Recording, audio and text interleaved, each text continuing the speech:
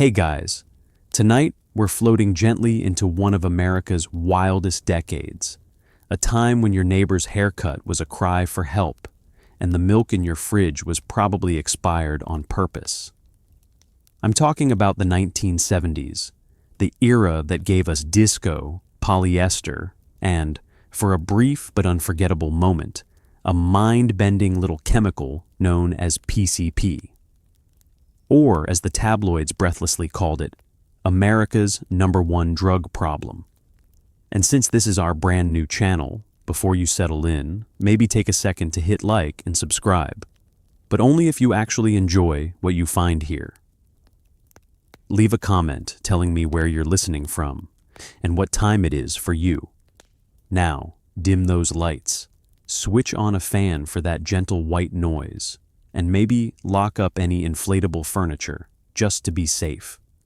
Let's pause for a moment. What did the 1970s actually smell like? Could you really buy drugs at a gas station? Did anyone actually read the warning labels on household chemicals? Or did we just assume don't drink meant challenge accepted? What does it feel like to wake up one day and realize your country's top drug, panic, is named after something that sounds like a printer cartridge? And finally, congratulations. You've just woken up in 1977, somewhere in suburban America. Your hair is big, your shorts are too short, and there's a news report on the TV warning you about the newest menace. PCP. Good luck. You open your eyes to a world wallpapered in orange and brown. The air tastes faintly of hairspray and burnt toast. It's 1977, and everything you own is flammable. There's a sense of optimism, but also a creeping suspicion that the ice cubes in your drink might contain more lead than water. Disco is everywhere, but so is low-level anxiety. Let's take a look around. Your living room carpet is deep enough to lose a shoe in. There's a sunken conversation pit somewhere near the TV, a color set, obviously, the size of a baby grand piano and about as reliable. A ceramic owl stares at you from the coffee table, judging your choices. If you listen closely, you can hear the neighbor's blender mixing up something suspiciously green and unappetizing. Maybe a health shake, maybe wallpaper paste. In the corner, a lava lamp bubbles, slow and hypnotic, a kind of glowing metaphor for everyone's attention span. You rub your eyes, but the room doesn't get any less orange. The curtains are brown and synthetic. The couch cushions are patterned with aggressive geometry, and your favorite chair is upholstered in something that might be legal in 3 states. Everything crinkles. Sitting down, you generate enough static electricity to jumpstart a Datsun. In the 1970s, you don't just experience your home, you wear it, you breathe it, and occasionally it tries to catch fire. Breakfast is a box of cereal promising you vitamins and minerals, though the only flavor is yellow. You pour milk from a glass bottle with a smiling cartoon, then stop to wonder if the smile is a warning. The coffee percolator sputters and gurgles like it's contemplating unionizing. Your toast is overcooked, but that's just how the toaster likes it, burnt on one side, raw on the other, and always one bad fuse away from setting the kitchen aflame. You can't escape the sense that everyone is pretending not to be worried. Your parents scan the morning paper, which offers headlines about gas shortages, inflation, and a mysterious new drug called angel dust, sandwiched between ads for shag carpeting and the miracle of canned ham. Out the window, the sun is shining, but your neighbor is watering his lawn in polyester bell-bottoms, nervously glancing at the sky as if it might suddenly fall. You leave for work or school, wedged into a car the size of a small yacht. The seat belts are decorative. You crack the window, but instead of fresh air, You inhale the scent of leaded gasoline and distant barbecue. On the radio, a DJ with an impossibly smooth voice plays Bee Gees, then interrupts to announce, "Yet another PCP scare in the suburbs. Stay tuned for details after this ad for carpet shampoo." You try to ignore the news, but it's everywhere. In the headlines, on the TV, whispered at the grocery store. Fashion, meanwhile, is a dare. You walk down the street in a shirt with a collar wide enough to double as a glider. Your pants are tight in places pants should never be tight, and your shoes are platforms that seem determined to break at least one ankle per household.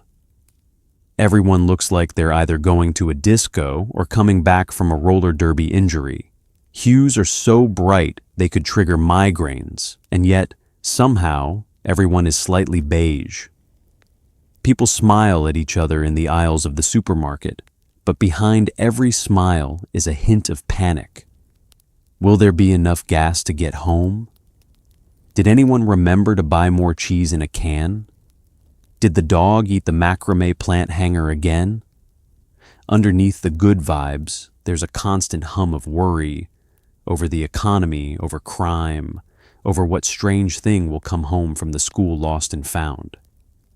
But in true 1970s style, you tuck those anxieties under your feathered hair, grab another cup of instant coffee, and promise yourself it'll all be better by the weekend. Because in the 1970s, you survive with a mix of bravado and denial. You dance it out, you roller skate around it, and if that fails, you hide behind a wall of decorative wood paneling and hope nobody notices. The future is uncertain, but tonight you've got disco, burnt toast, and a lava lamp to light the way. And maybe, if you're lucky, nothing will catch fire before you drift off to sleep. You hear a neighbor whisper the words, "angel dust," over the fence, as if summoning a demon. No one really knows what it is, but everyone knows a friend of a cousin who tried it and now thinks he's a refrigerator. The newspapers have a new headline every day, and every story is a little scarier than the last. Let's set the scene. You're standing in your backyard, surrounded by the familiar perfume of cut grass, grill smoke, and whatever the neighbor's dog has been working on all afternoon. Somewhere nearby, a sprinkler ticks and hisses like it's trying to send a Morse code warning. The day is bright, but the mood is twitchy, because on the other side of the picket fence, two grown adults are locked in a whispered emergency meeting about that stuff. You know, the dust. Their voices carry, but details do not. "I heard a kid down on Elm Street went berserk and tried to eat a traffic cone," someone murmurs. The rumor mill is in overdrive. Nobody, it seems, actually knows anyone who has tried PCP, but everybody has heard the stories. There's the tale about the teenager who supposedly leapt off his garage roof because he thought he could fly. He couldn't. The only thing airborne was his mother's fury when she found out. There's the urban legend about the mailman who supposedly got dosed and delivered mail to every house but his own for a month. In reality, the mail has always been late, but now there's an explanation. The name Angel Dust is itself a little masterpiece of suburban branding. PCP just sounds like something you find in your plumbing, but Angel Dust is cinematic, mysterious, and perfect for starting rumors in the checkout line at the A&P. It's whispered with the same combination of fear and fascination once reserved for Ouija boards, or the time the Johnsons painted their mailbox neon green. Every backyard has its own version of the Angel Dust story, and all of them end badly, sometimes hilariously, but always with a moral lesson attached. Don't trust strangers, don't go to that part of town, and above all, don't touch anything that looks like it came out of a chemistry set. The newspapers, never ones to let facts get in the way of a good panic, pile on.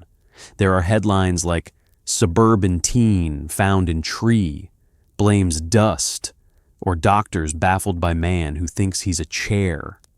If there's a slow news day, someone just prints the words "Angel Dust Menace" in a bigger font. The actual details are murky. Some people get violent, some people get confused, and some people just stare at the toaster for a few hours. But the stories stick, growing weirder and more cautionary with every retelling. Parents respond by holding late-night meetings, clutching mugs of instant coffee, and swapping advice that sounds scientific but is mostly just guesswork. If your kid starts listening to jazz, check their pockets for powder, someone advises. There's a neighborhood watch, not for burglars, but for anyone who looks too happy, too sad, or suspiciously neutral. Somewhere along the way, the phrase "angel dust" becomes shorthand for any bad behavior. Don't make that face, or it'll stick like that, just like with angel dust.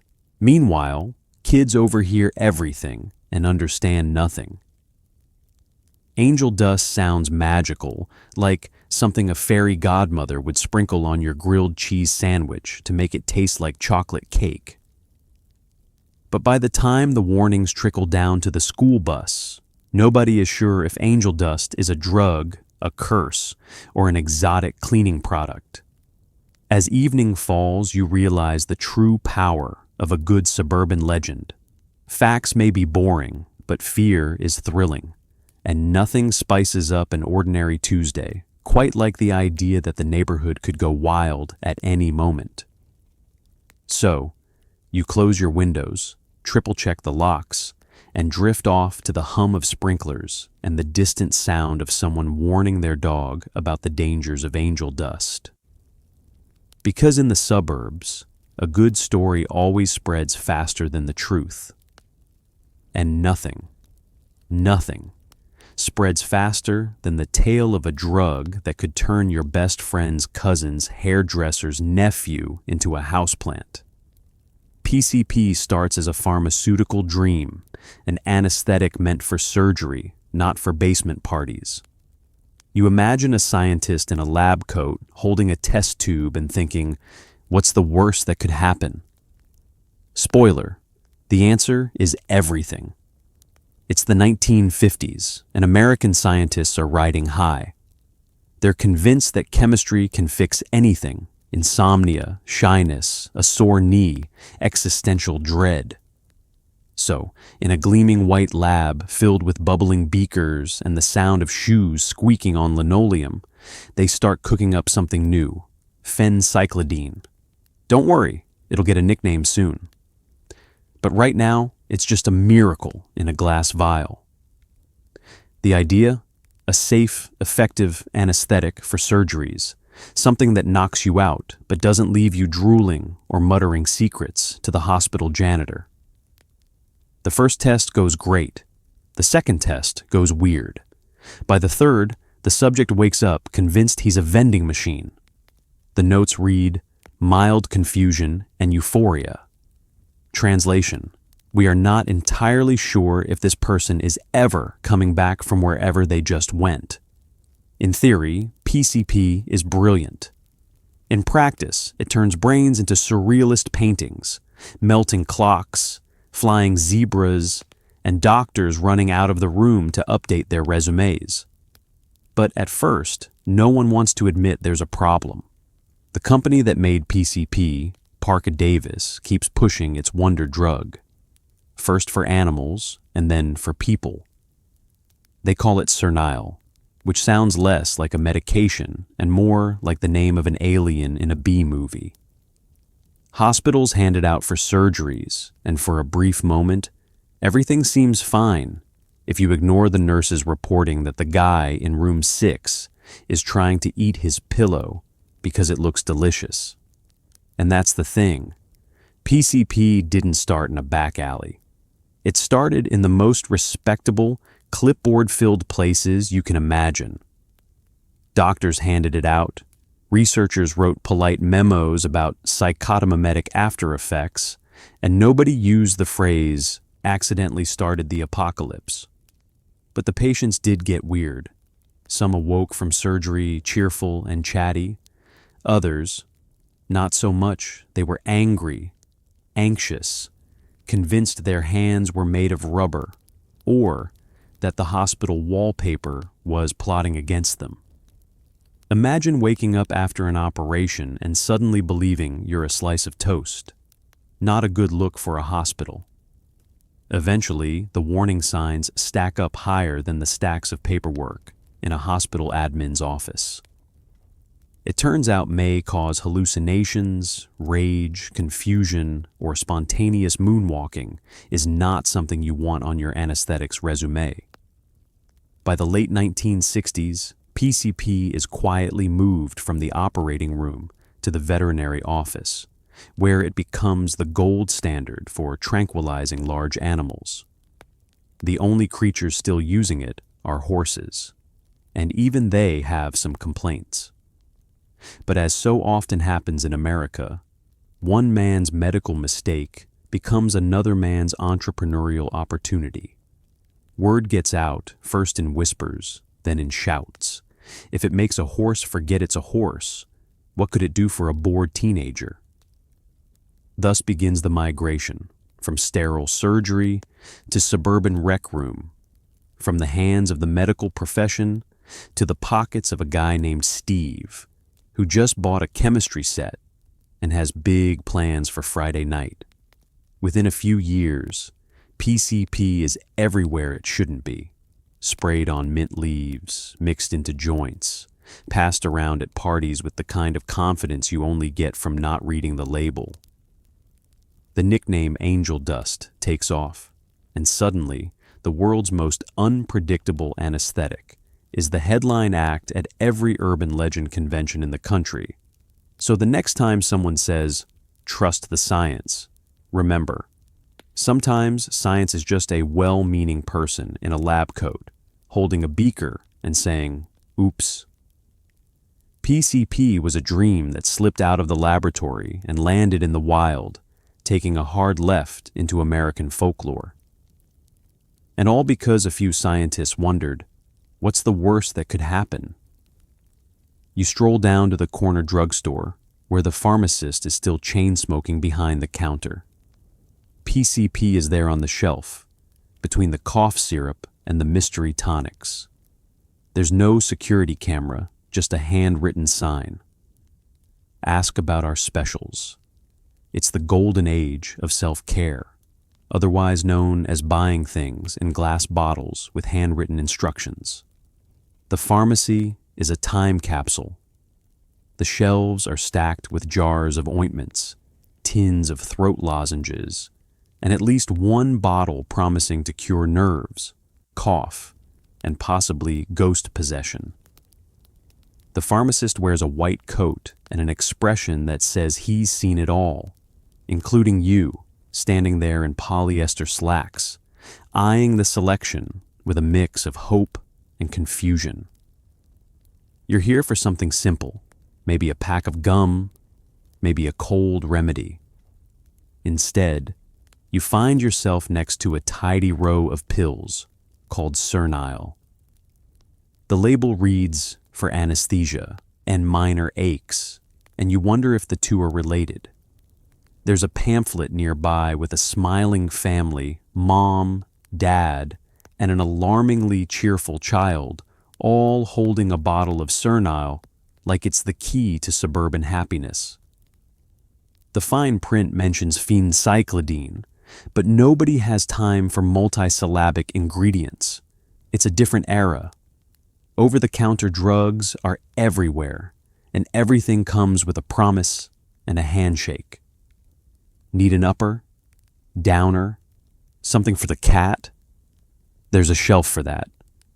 The pharmacist offers unsolicited advice between puffs of a filterless cigarette. This one's for headaches. This one's for nerves. And this one, he says, pointing to the Sernile, is for when you really need a break from reality, or just a nap. You nod, pretending this makes sense. No ID required, no stern warnings, just a casual, let me know if you have any questions. Most of the questions you have can't be answered by science. Like, why does the cough syrup taste like paint thinner? How does anyone know what nerve tonic is supposed to do? Is it normal for something that tranquilizes a horse to also come in a children's dose? The customers come and go. A woman looking for foot powder, a man in search of something for my mother-in-law's nerves, and a local teen who eyes the glass display like he's planning a heist, but leaves with nothing but bubble gum and a sense of disappointment. The store cat, possibly the oldest living creature in the county, sleeps undisturbed atop a stack of outdated medical journals. PCP sits quietly among the liniments and aspirin, just another part of the pharmacy's inventory. Nobody's thinking about recreational use, not yet. At this point, Cernil is still a respectable pharmaceutical citizen. It's prescribed for anesthesia, for the odd case of agitation, or, if the doctor's in a generous mood, for whatever ails you. There's something deeply trusting about the whole arrangement. If it's on the shelf, it must be safe. If the pharmacist says it's fine, it probably won't make you think your neighbor is a lizard. But there are rumors. Stories of patients who took a pill and woke up thinking they were made of glass, or who tried to buy a bus ticket to the moon. The pharmacist shrugs it off. Side effects, you know, happens with everything. He says this as he offers you a stick of gum from behind the counter on the house for being such a good customer. In a way, there's comfort in the routine of it all. You hand over your cash, get your little bottle, and leave with the vague sense that you've participated in something both mundane and momentous. Out on the street, the air feels brighter, or maybe it's just the sudden realization that nobody actually knows what half these pills do. You tuck the Cernil in your pocket, along with your doubts, and promise yourself you'll read the label later. Spoiler, you won't. Because in the 1970s, if you trusted the pharmacist, you trusted the pill, and if anything went sideways, well, you'd always have a good story for the neighbors. Suddenly, PCP has a nickname, Angel Dust. You can't help but wonder if anyone actually knows what it does, but it sounds cool. Urban legends multiply. Kids flying off rooftops, dogs that talk, parents who blame everything weird on those drugs. The new name spreads fast, echoing in locker rooms, across park benches, and through the static on AM radio. Angel dust sounds like something a rogue fairy would sprinkle over your breakfast cereal, or maybe the secret ingredient in those pink Hostess snowballs. It's a name that's half magic, half menace, and just vague enough to terrify everyone from your gym teacher to the lady selling tickets at the roller rink. You overhear it everywhere, on the school bus, in the line at the grocery store, and whispered in church parking lots by parents with that "I saw it on the news authority." Nobody is really sure what happens when you take angel dust. One story says a kid took some and thought he could walk through walls. Another insists someone on your cousin's baseball team did it and spent the afternoon barking at squirrels, except now he's valedictorian, so it might not have been that bad. Somewhere else, a neighbor's dog starts talking, or at least barking in suspiciously clear Morse code, and naturally, angel dust gets the blame. In the world of instant myth, logic is optional, but a good story is required. At school, the rumors take on a life of their own. Did you hear about the guy who jumped off the gym roof, landed in the principal's car, and just walked away? Nobody checks if the principal even owns a car. details are for grown-ups. On the playground, someone claims angel dust gives you X-ray vision, but only if you stare at a lava lamp long enough. Kids swap tails like baseball cards. The crazier the better, and if you can't top the last story, you just invent a new ending. For parents, angel dust is an all-purpose excuse. Why did the trash can get knocked over? Must have been those kids on angel dust. Why is the VCR blinking 12 o'clock? Clearly, angel dust. When the goldfish disappears and the cat looks suspiciously satisfied, nobody's blaming pet food. This has those drugs written all over it. And if you ever forget your chores, it's not because you were daydreaming. It's the bad influence of whatever is in the water these days. The media only fans the flames. TV anchors with perfect hair look straight into the camera, warning America's youth that angel dust is everywhere, lurking in playgrounds, hiding in coat pockets, possibly disguised as pop rocks.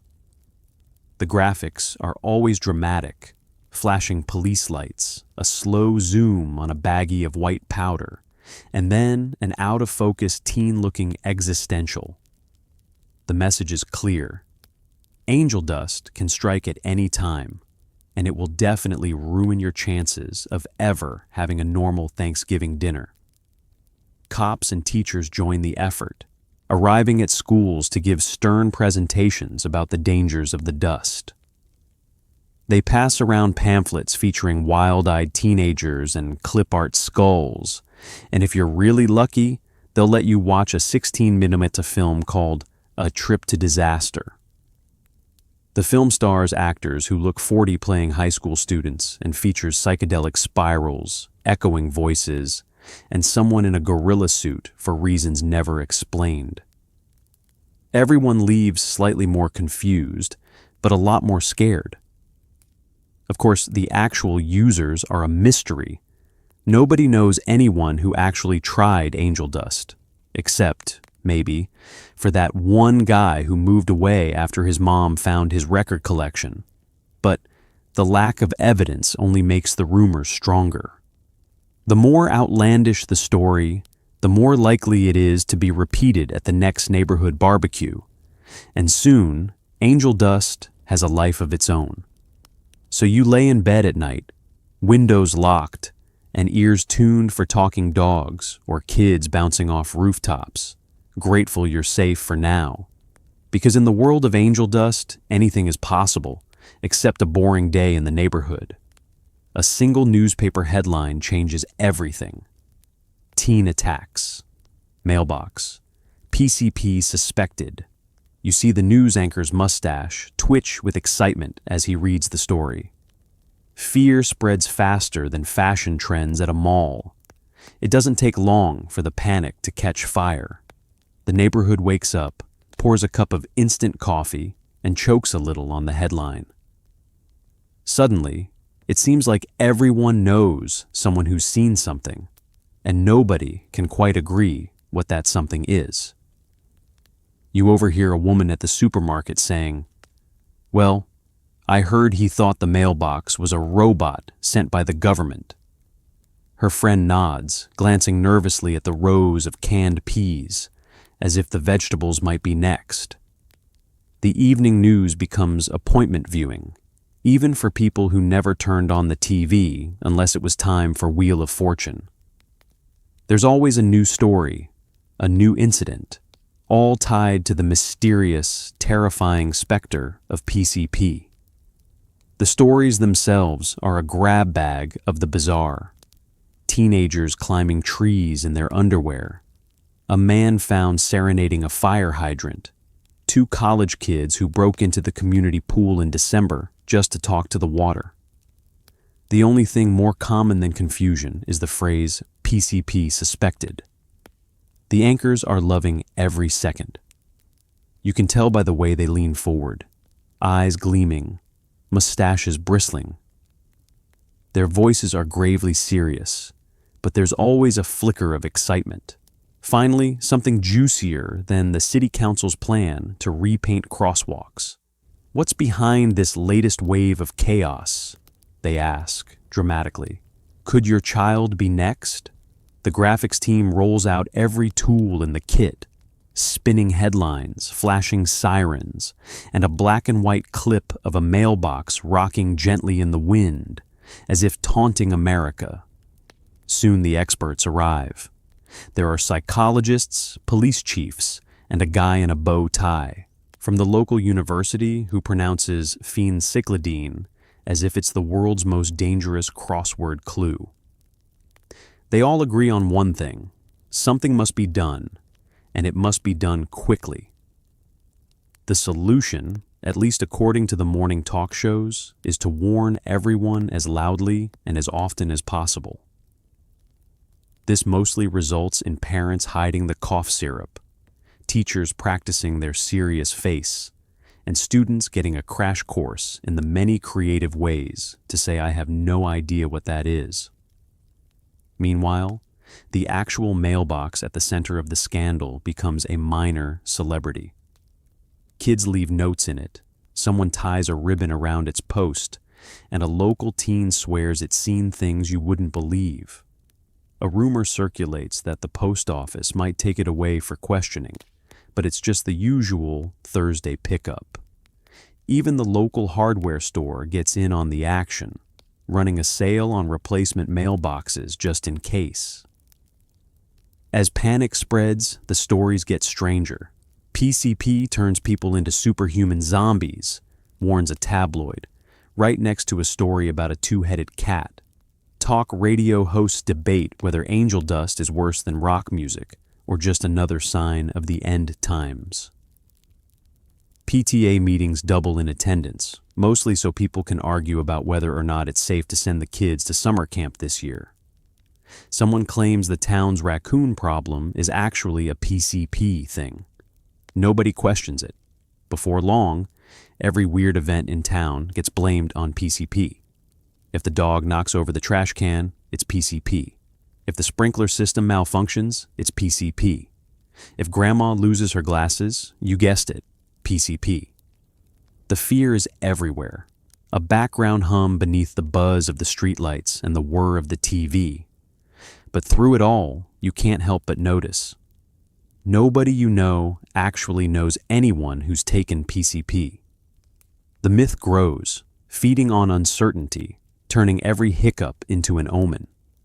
So you sit back, watching the news anchor's mustache deliver another dire warning, and wonder just how long it'll be before people start suspecting the mail itself. After all, in this new age of panic, anything could be a sign, and everything, somehow, leads back to that one fateful, slightly dented mailbox.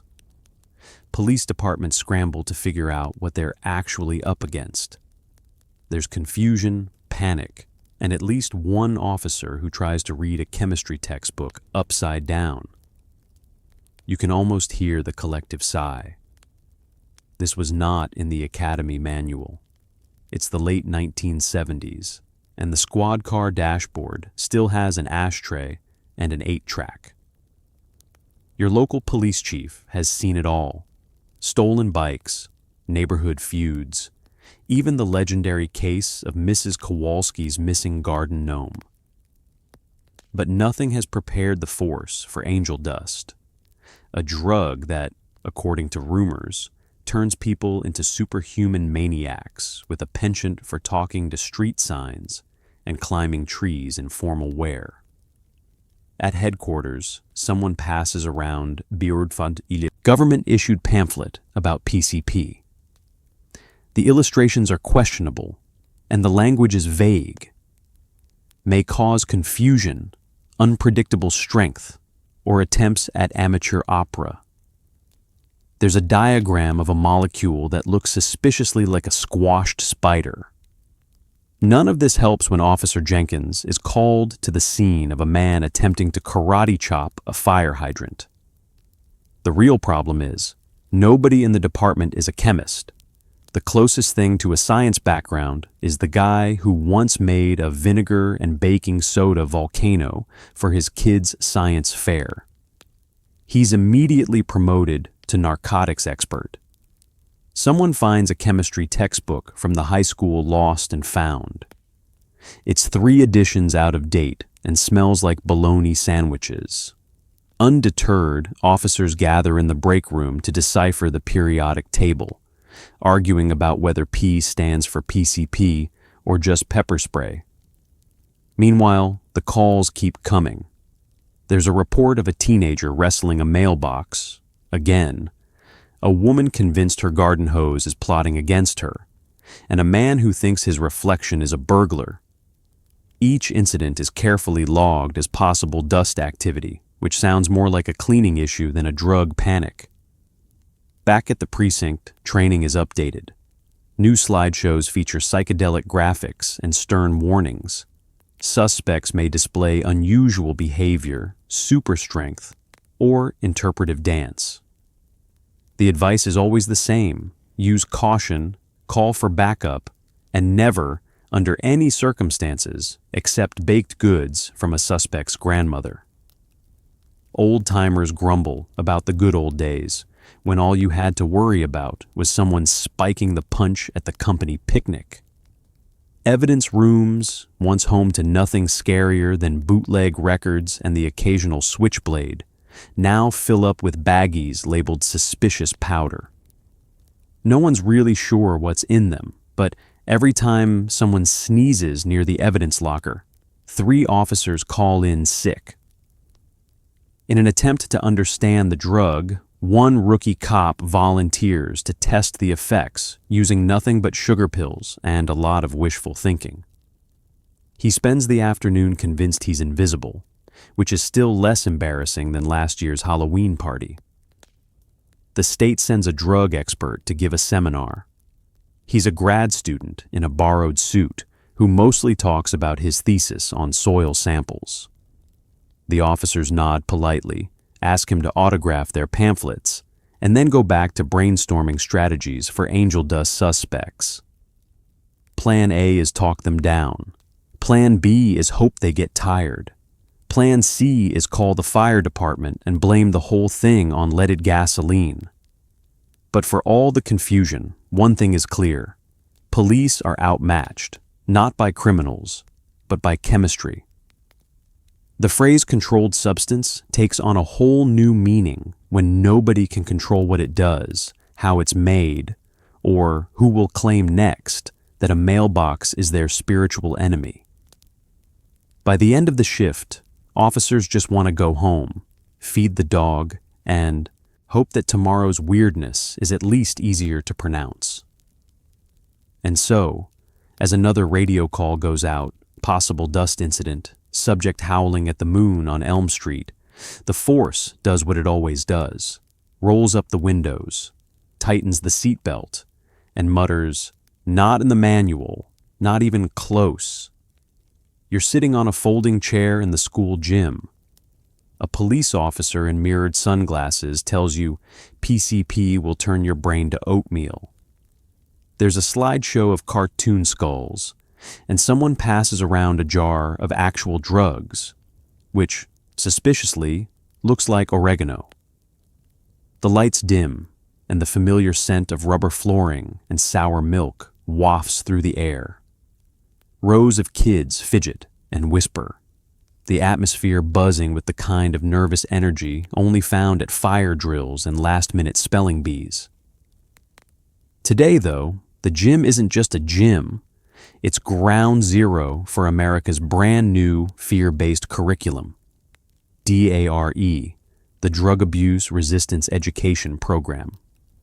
Or, as the kids call it, the day we get free pencils and hear about all the things that might kill us before puberty. The police officer, Officer Daniels, but everyone secretly calls him RoboCop, stands at the front with all the gravity of a game show host, announcing a life-changing prize. His uniform is starched, his mustache perfect, and his aviators never come off, not even indoors. The first slide clicks up, a smiling stick figure, followed immediately by a flaming skull and the words, "Just one puff?" The message is subtle. He paces back and forth, describing PCP as the most dangerous thing you will ever encounter in your life, except maybe the senior cafeteria's mystery meat. His voice booms through the tinny PA system.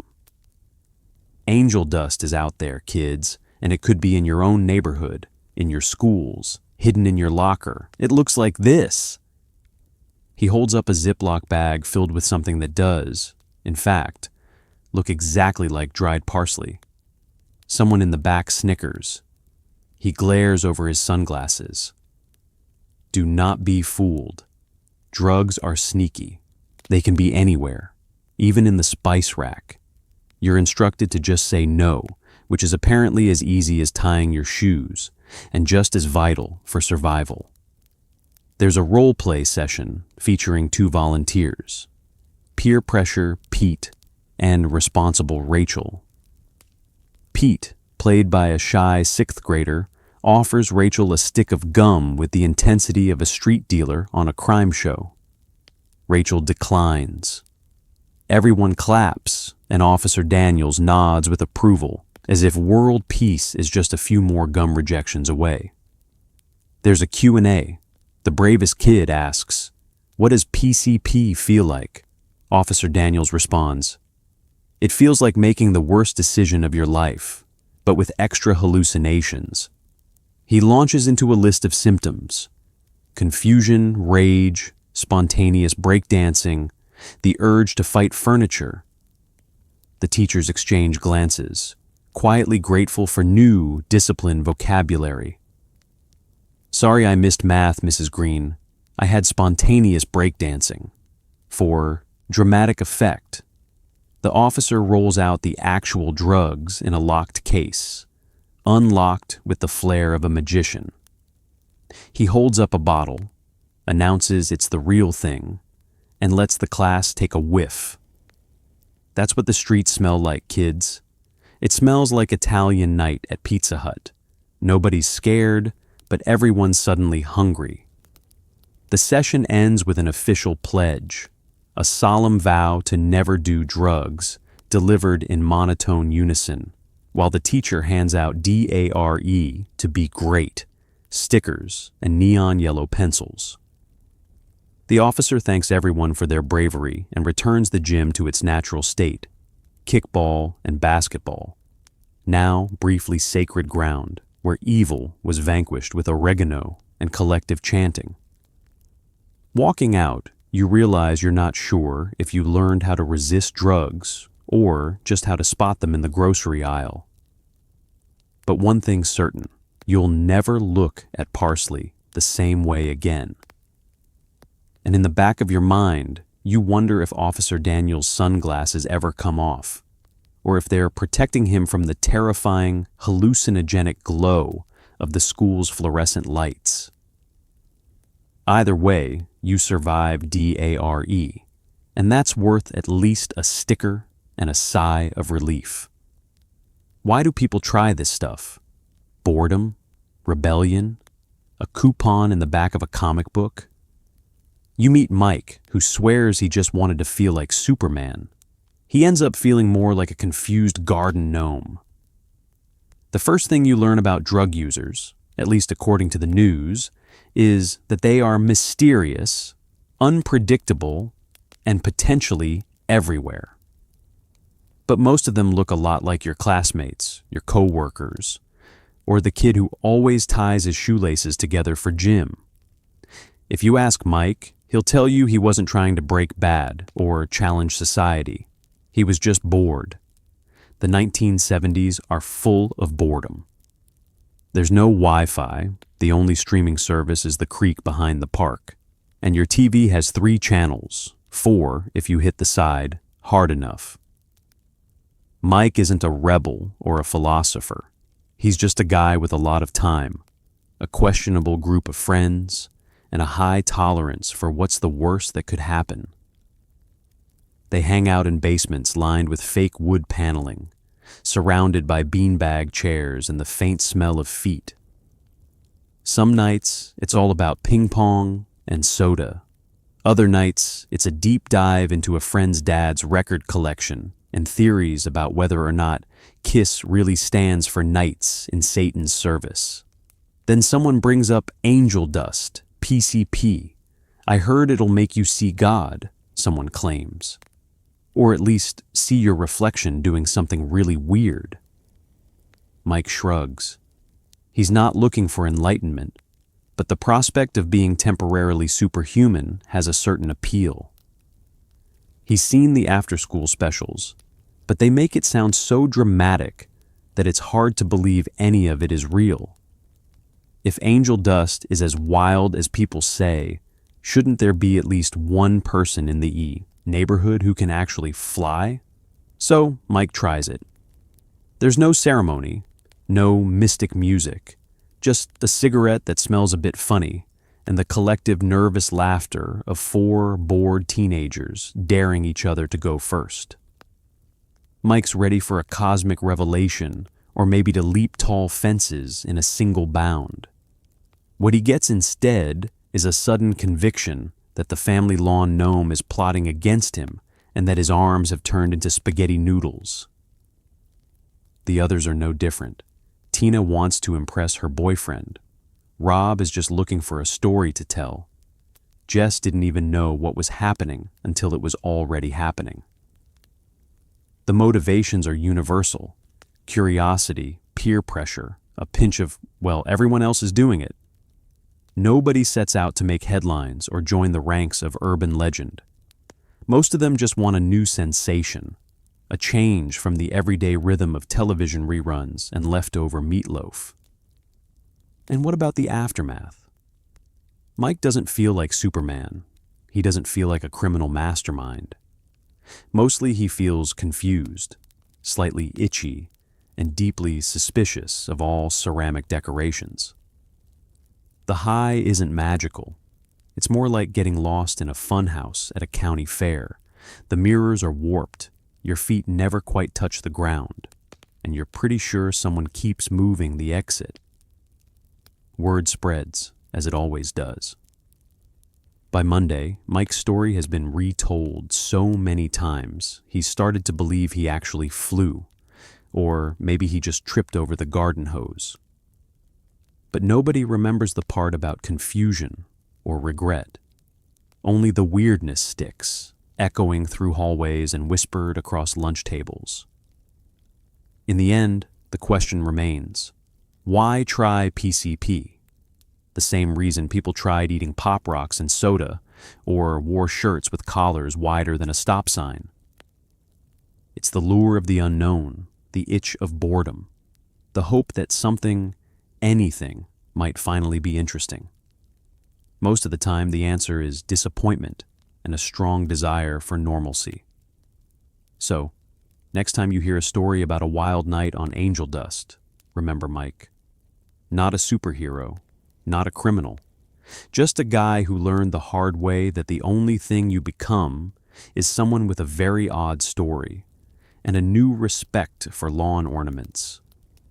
You find yourself reading the fine print, hallucinations, memory loss, spontaneous wrestling matches with mailboxes. Somewhere, a government official is forced to say naked man on a rooftop into a microphone for the first time.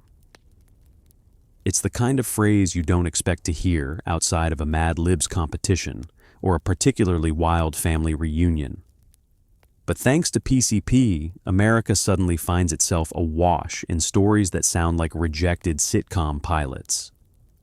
The disclaimers pile up, may cause confusion, delusions of grandeur, belief that you are a pancake, or, in rare cases, interpretive dance battles with lawn equipment.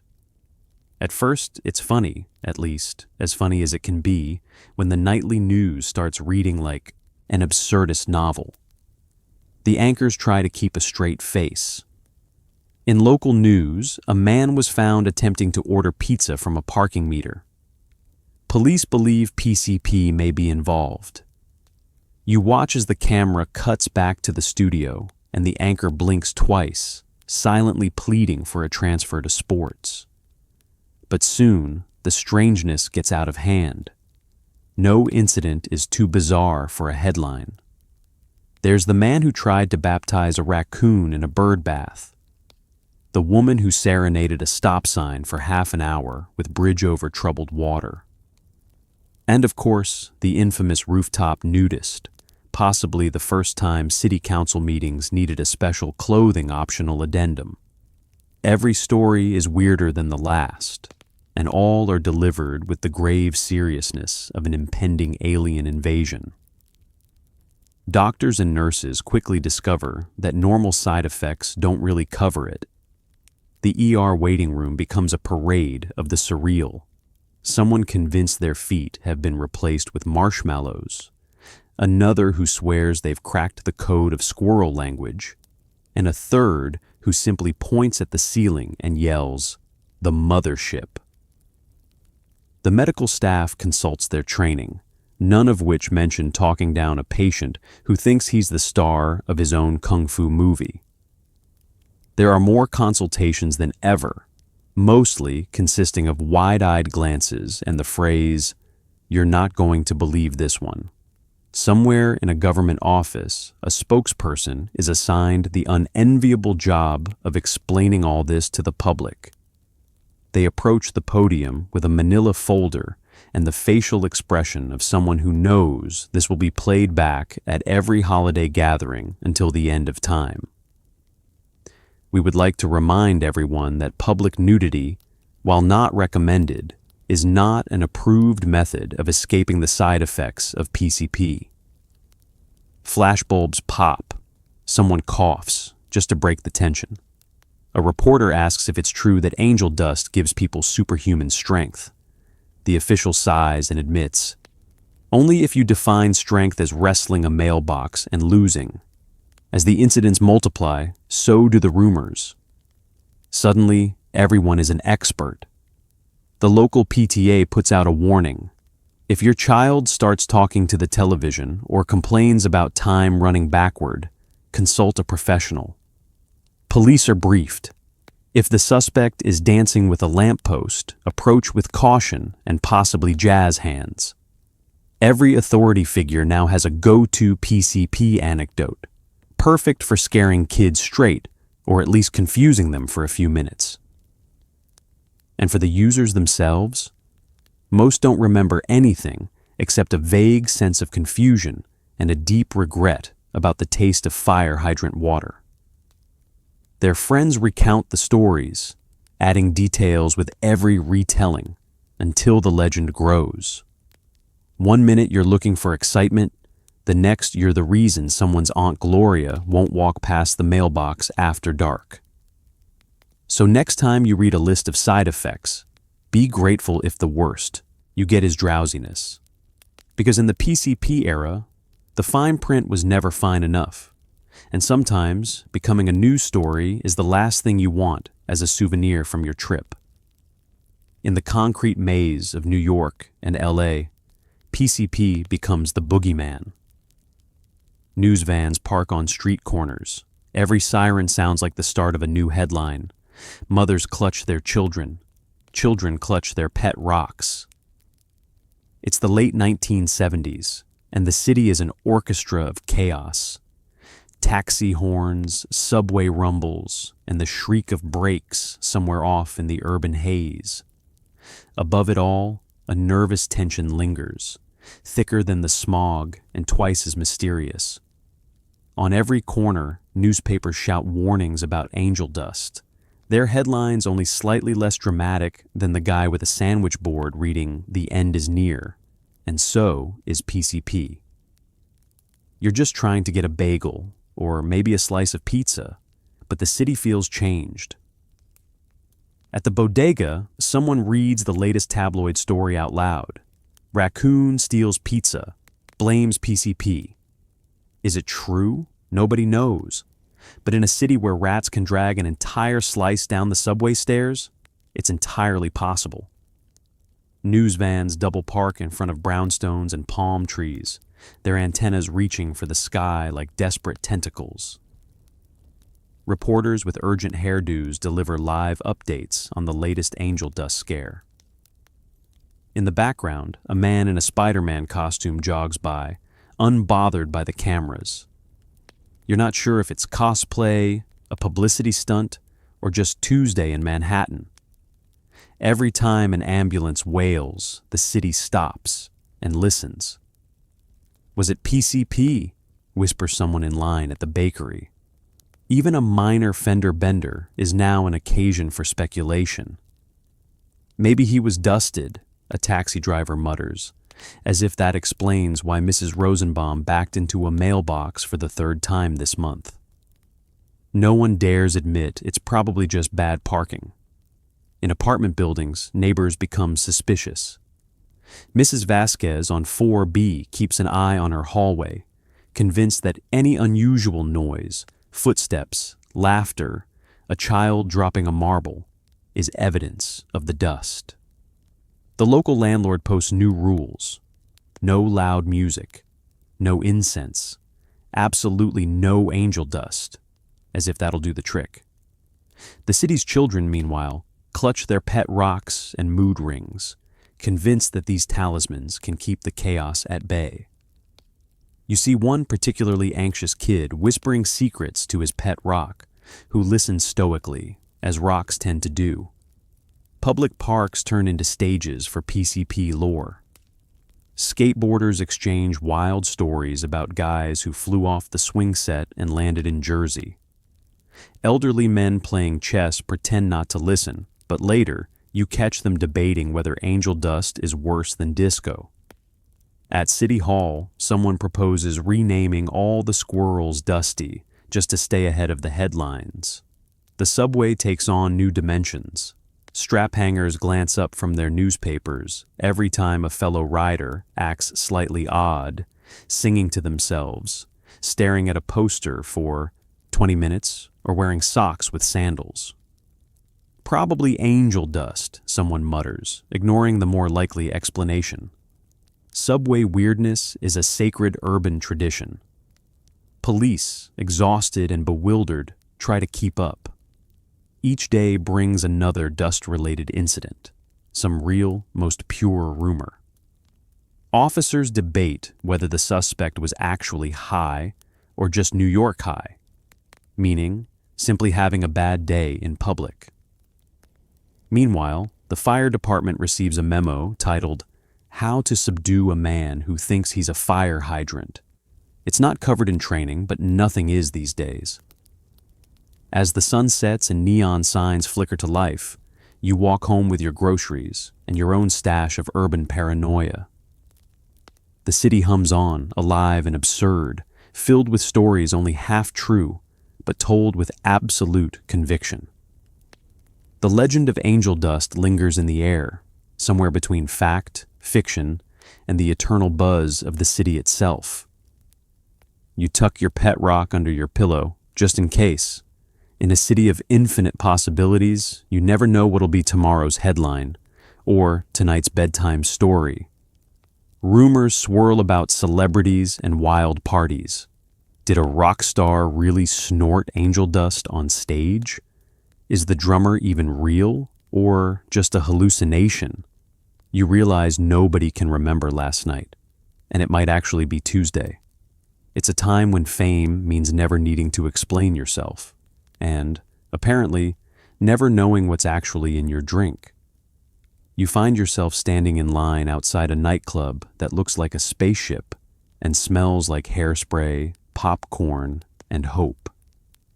The bouncer's outfit is 3 parts velvet, 1 part aluminum foil. A stretch limousine idles at the curb, and the sidewalk hums with anticipation. Someone in the crowd insists they saw a TV actor dancing with a lamp. Someone else claims to have a lock of hair from a supermodel, or maybe just a handful of dryer lint. In the 1970s, anything is possible. Inside, the air pulses with disco beats, thumping so loud you can feel them in your bones, and possibly your dental fillings. Colored lights spin, bounce, and flicker across the walls, casting everyone in the glamorous glow of a late-night aquarium. The DJ, who might be wearing a cape, drops the needle on a new record, and the crowd erupts. All around you, celebrities and almost celebrities are locked in a perpetual dance-off, pausing only to adjust their sunglasses, indoors, at midnight. In a darkened booth, a rock band sprawls across faux leather cushions. Their lead singer, clad in a jumpsuit stitched together from hopes, dreams, and possibly someone's curtains, claims he invented a new dance move called the fainting flamingo. The drummer is silent, immovable, and so still that several people begin to suspect he's not just ignoring them, but might in fact be a life-size cardboard cutout. No one's brave enough to poke him and find out. Rumors swirl as quickly as the disco ball spins. I heard she did angel dust with the mayor at the last after-party. Did you see that actor? I think he thinks he's a potted fern. Every story is wilder than the last. Celebrities ordering 12 pizzas, then eating only the olives. A famous director convinced he could fly, attempting it off a 3-inch platform shoe. An entire entourage spending 3 hours debating whether the ceiling was moving or just breathing. The tabloids don't help. Their headlines shout from supermarket racks. Pop star claims angel dust, gives him psychic powers. Supermodel found arguing with her reflection. Was PCP involved? Paparazzi snap pictures through tinted windows, desperate to catch a glimpse of anything that might be scandalous, or at least confusing enough to print. One particularly inventive headline simply reads, "Disco duck dusted, quack is whack." Backstage at the hottest club, the scene is no less surreal. There are platters of fruit, bowls of mysterious punch, and a man in a feather boa reading aloud from a cookbook as if it's Shakespeare. Someone claims the fog machine is filled with pure angel dust. Someone else says it's just talcum powder and wishful thinking. The line between myth and reality dissolves, along with several careers. For every outrageous rumor, there's a moment of gentle absurdity. A movie star giving an impromptu, hour-long speech to a potted plant. It was moved to tears. A chart-topping singer deciding to donate his shoes to charity, then changing his mind and wearing them as a hat. A model quietly taking a nap on the floor because the earth's vibrations are just so peaceful tonight. By morning, nobody remembers the truth. Was the drummer real? Was the potted plant actually someone's agent? Did angel dust turn a celebrity into a disco legend, or just into someone who once mistook the club's aquarium for a salad bar? In the haze of disco, scandal, and rumor, the only thing that's certain is that everyone survived. And somewhere out there, the next rumor is just waiting for a beat to drop. And as you drift off, you realize, in the 1970s, memory is optional, reality is flexible, and it's always safer to check if the drummer blinks. For once, you get a straightforward answer. PCP messes with your brain, your body, and possibly your reputation. A scientist tries to explain it on TV, but everyone's already switched to the game show channel. Let's set the scene. It's a Tuesday night, and America is gathered in front of the TV. On one channel, a man in a bow tie gestures at a color-coded brain chart and says words like neurotransmitter disruption and dissociative anesthetic. On the other channel, a woman is spinning a giant wheel for a chance to win a living room set. You already know which program the country is watching. Still, the scientist bravely soldiers on, using a pointer and a transparency to explain how PCP scrambles your mind like a rotary phone that's stuck between numbers. In scientific terms, PCP is a dissociative drug, which means it makes you feel detached from your thoughts, your body, and occasionally from reality itself. Take too much, and you might not recognize your own feet. Take just a little, and the world goes fuzzy at the edges, like someone smeared Vaseline on your glasses and told you to enjoy the ride. The part of your brain in charge of logic and caution. It takes a lunch break. Meanwhile, your impulse control and your imagination form an ill-advised partnership and start redecorating the place. For most people, the results are confusing, weird, and almost never the stuff of legend. PCP can cause hallucinations, which is a sciencey way of saying you see things that aren't there, your cat reciting Shakespeare, for instance, or your neighbor's mailbox challenging you to a thumb war. Some users feel invincible, convinced they can leap tall fences, bench press a Buick, or at least negotiate with squirrels. Others feel nothing at all, wandering the streets with a look of serene indifference that says, "I've reached enlightenment," or "I've forgotten my shoes." Maybe both. Your sense of time, gone. 5 minutes can feel like 5 hours, or vice versa. You might start a conversation in the kitchen and finish it in the garage, unsure how you got there or why you're now holding a garden gnome. Sensation is all out of whack. Some users feel numb, unable to feel pain. Others become hypersensitive, convinced their skin is made of static electricity.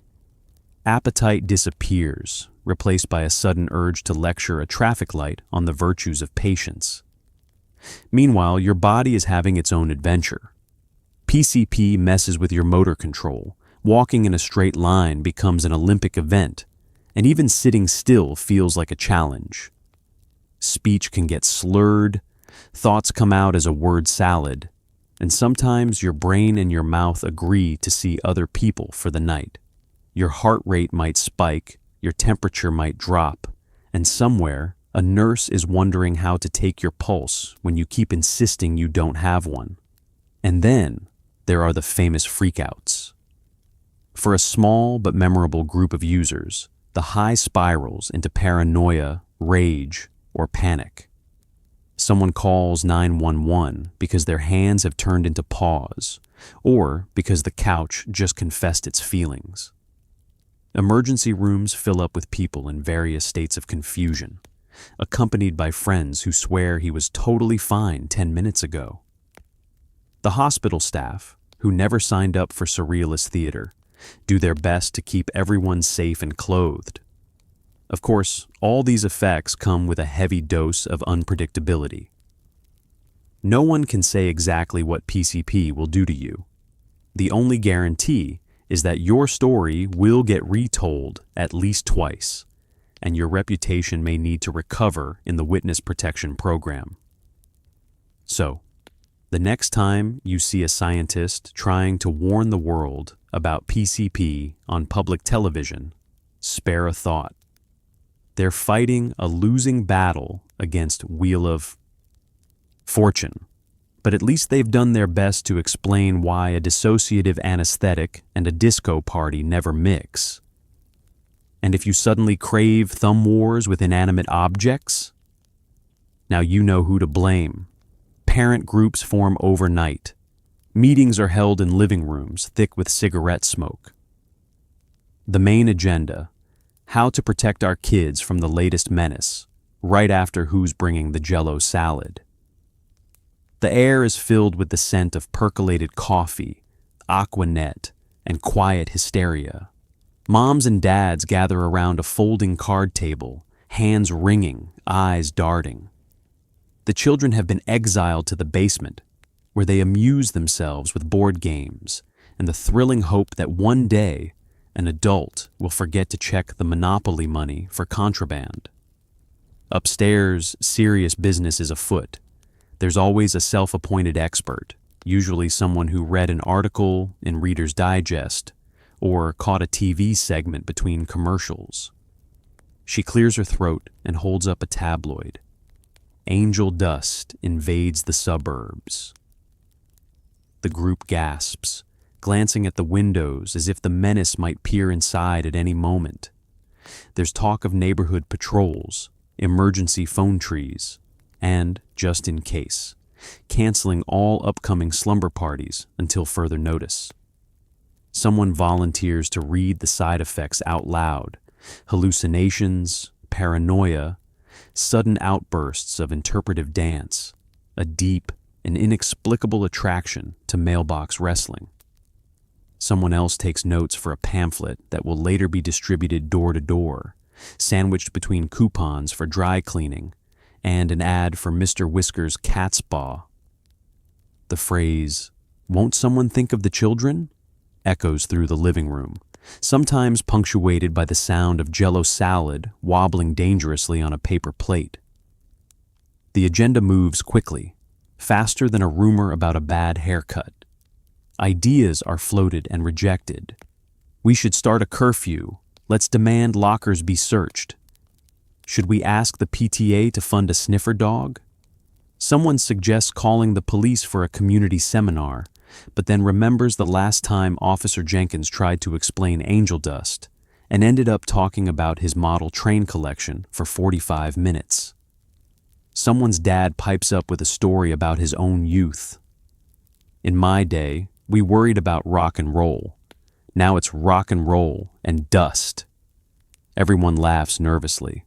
One mom starts folding napkins into swans just to keep her hands busy. Someone mentions writing to Congress. If enough of us write, they'll have to do something. Everyone nods. Writing to Congress always seems like the next logical step, after Jell-O and before bed. Outside, the kids continue their game of life, blissfully unaware that they've become the subject of an emergency action plan. Downstairs, rumors swirl of their own, about which teacher has a secret stash of candy, or whether or not you can really get a detention for looking suspicious.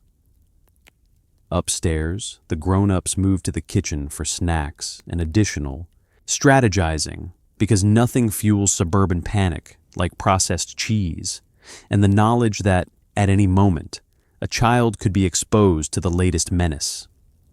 By the end of the meeting, a plan has taken shape. More supervision, more discussions, a strict ban on anything described as dusty, and possibly a neighborhood bake sale to raise awareness, and, let's be honest, to eat away the anxiety with brownies and marshmallow bars. The Jell-O salad is gone, but the worry lingers, sticky as a melted popsicle on a summer sidewalk. As everyone leaves, there are tight hugs and whispered reminders to stay vigilant.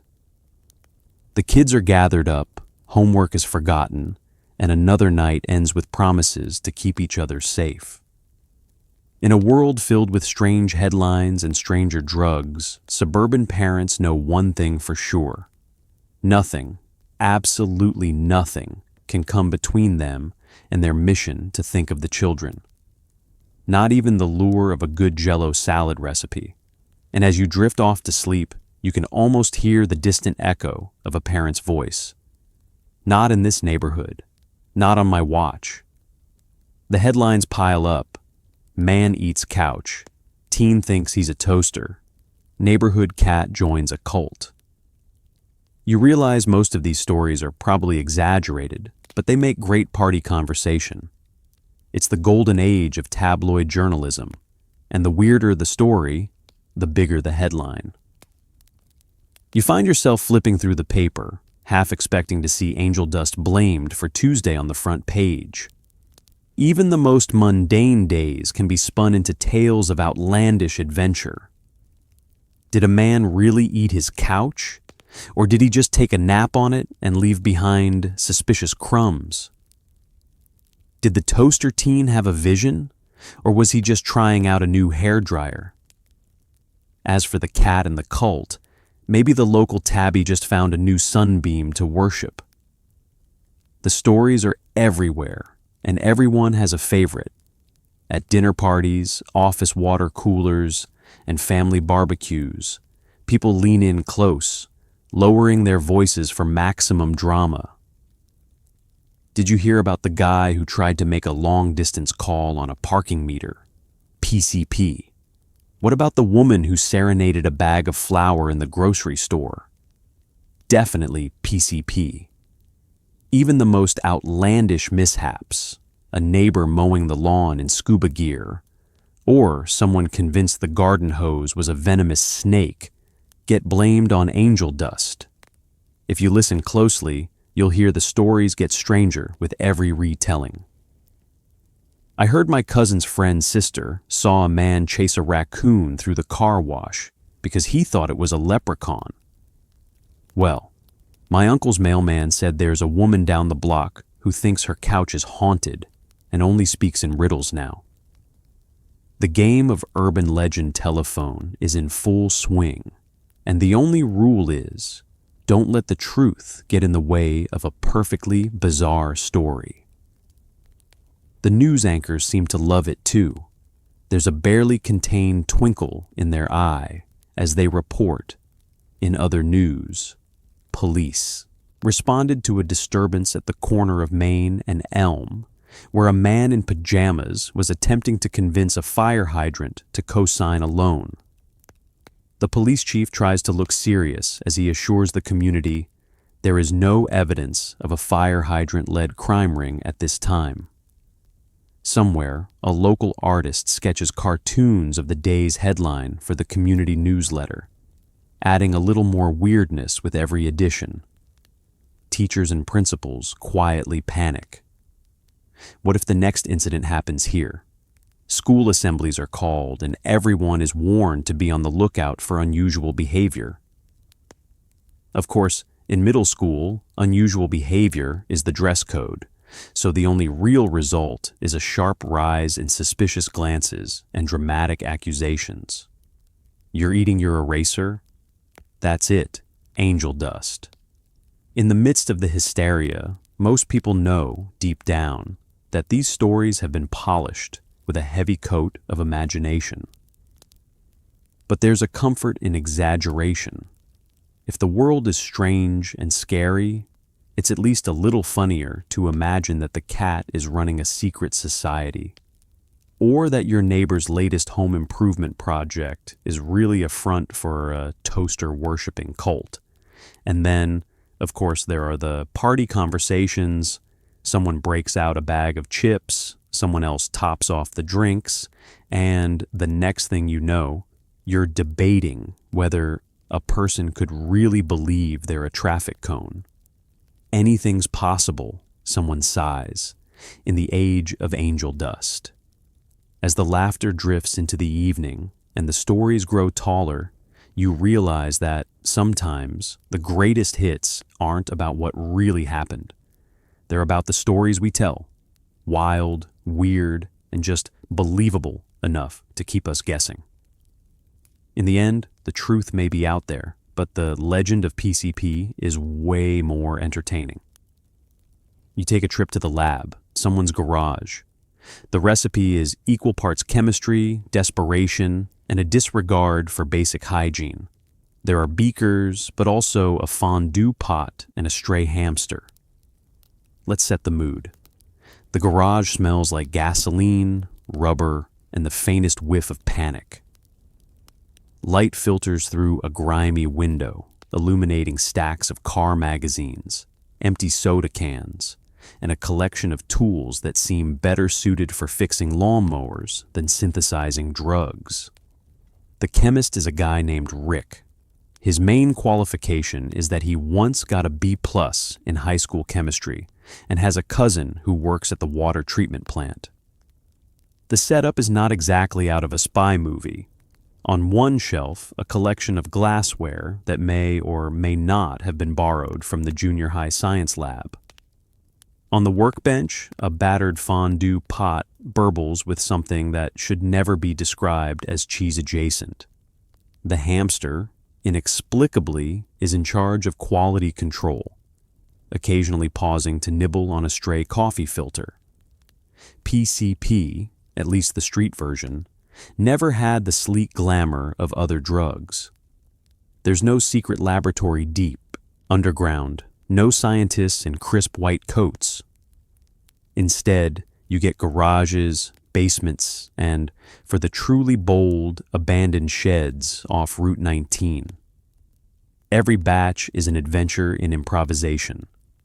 The process involves chemicals you'd expect, plus a few that make you question whether you're about to see a breakthrough or a small explosion. Rick's partners are equally unqualified. One guy's just here for the snacks.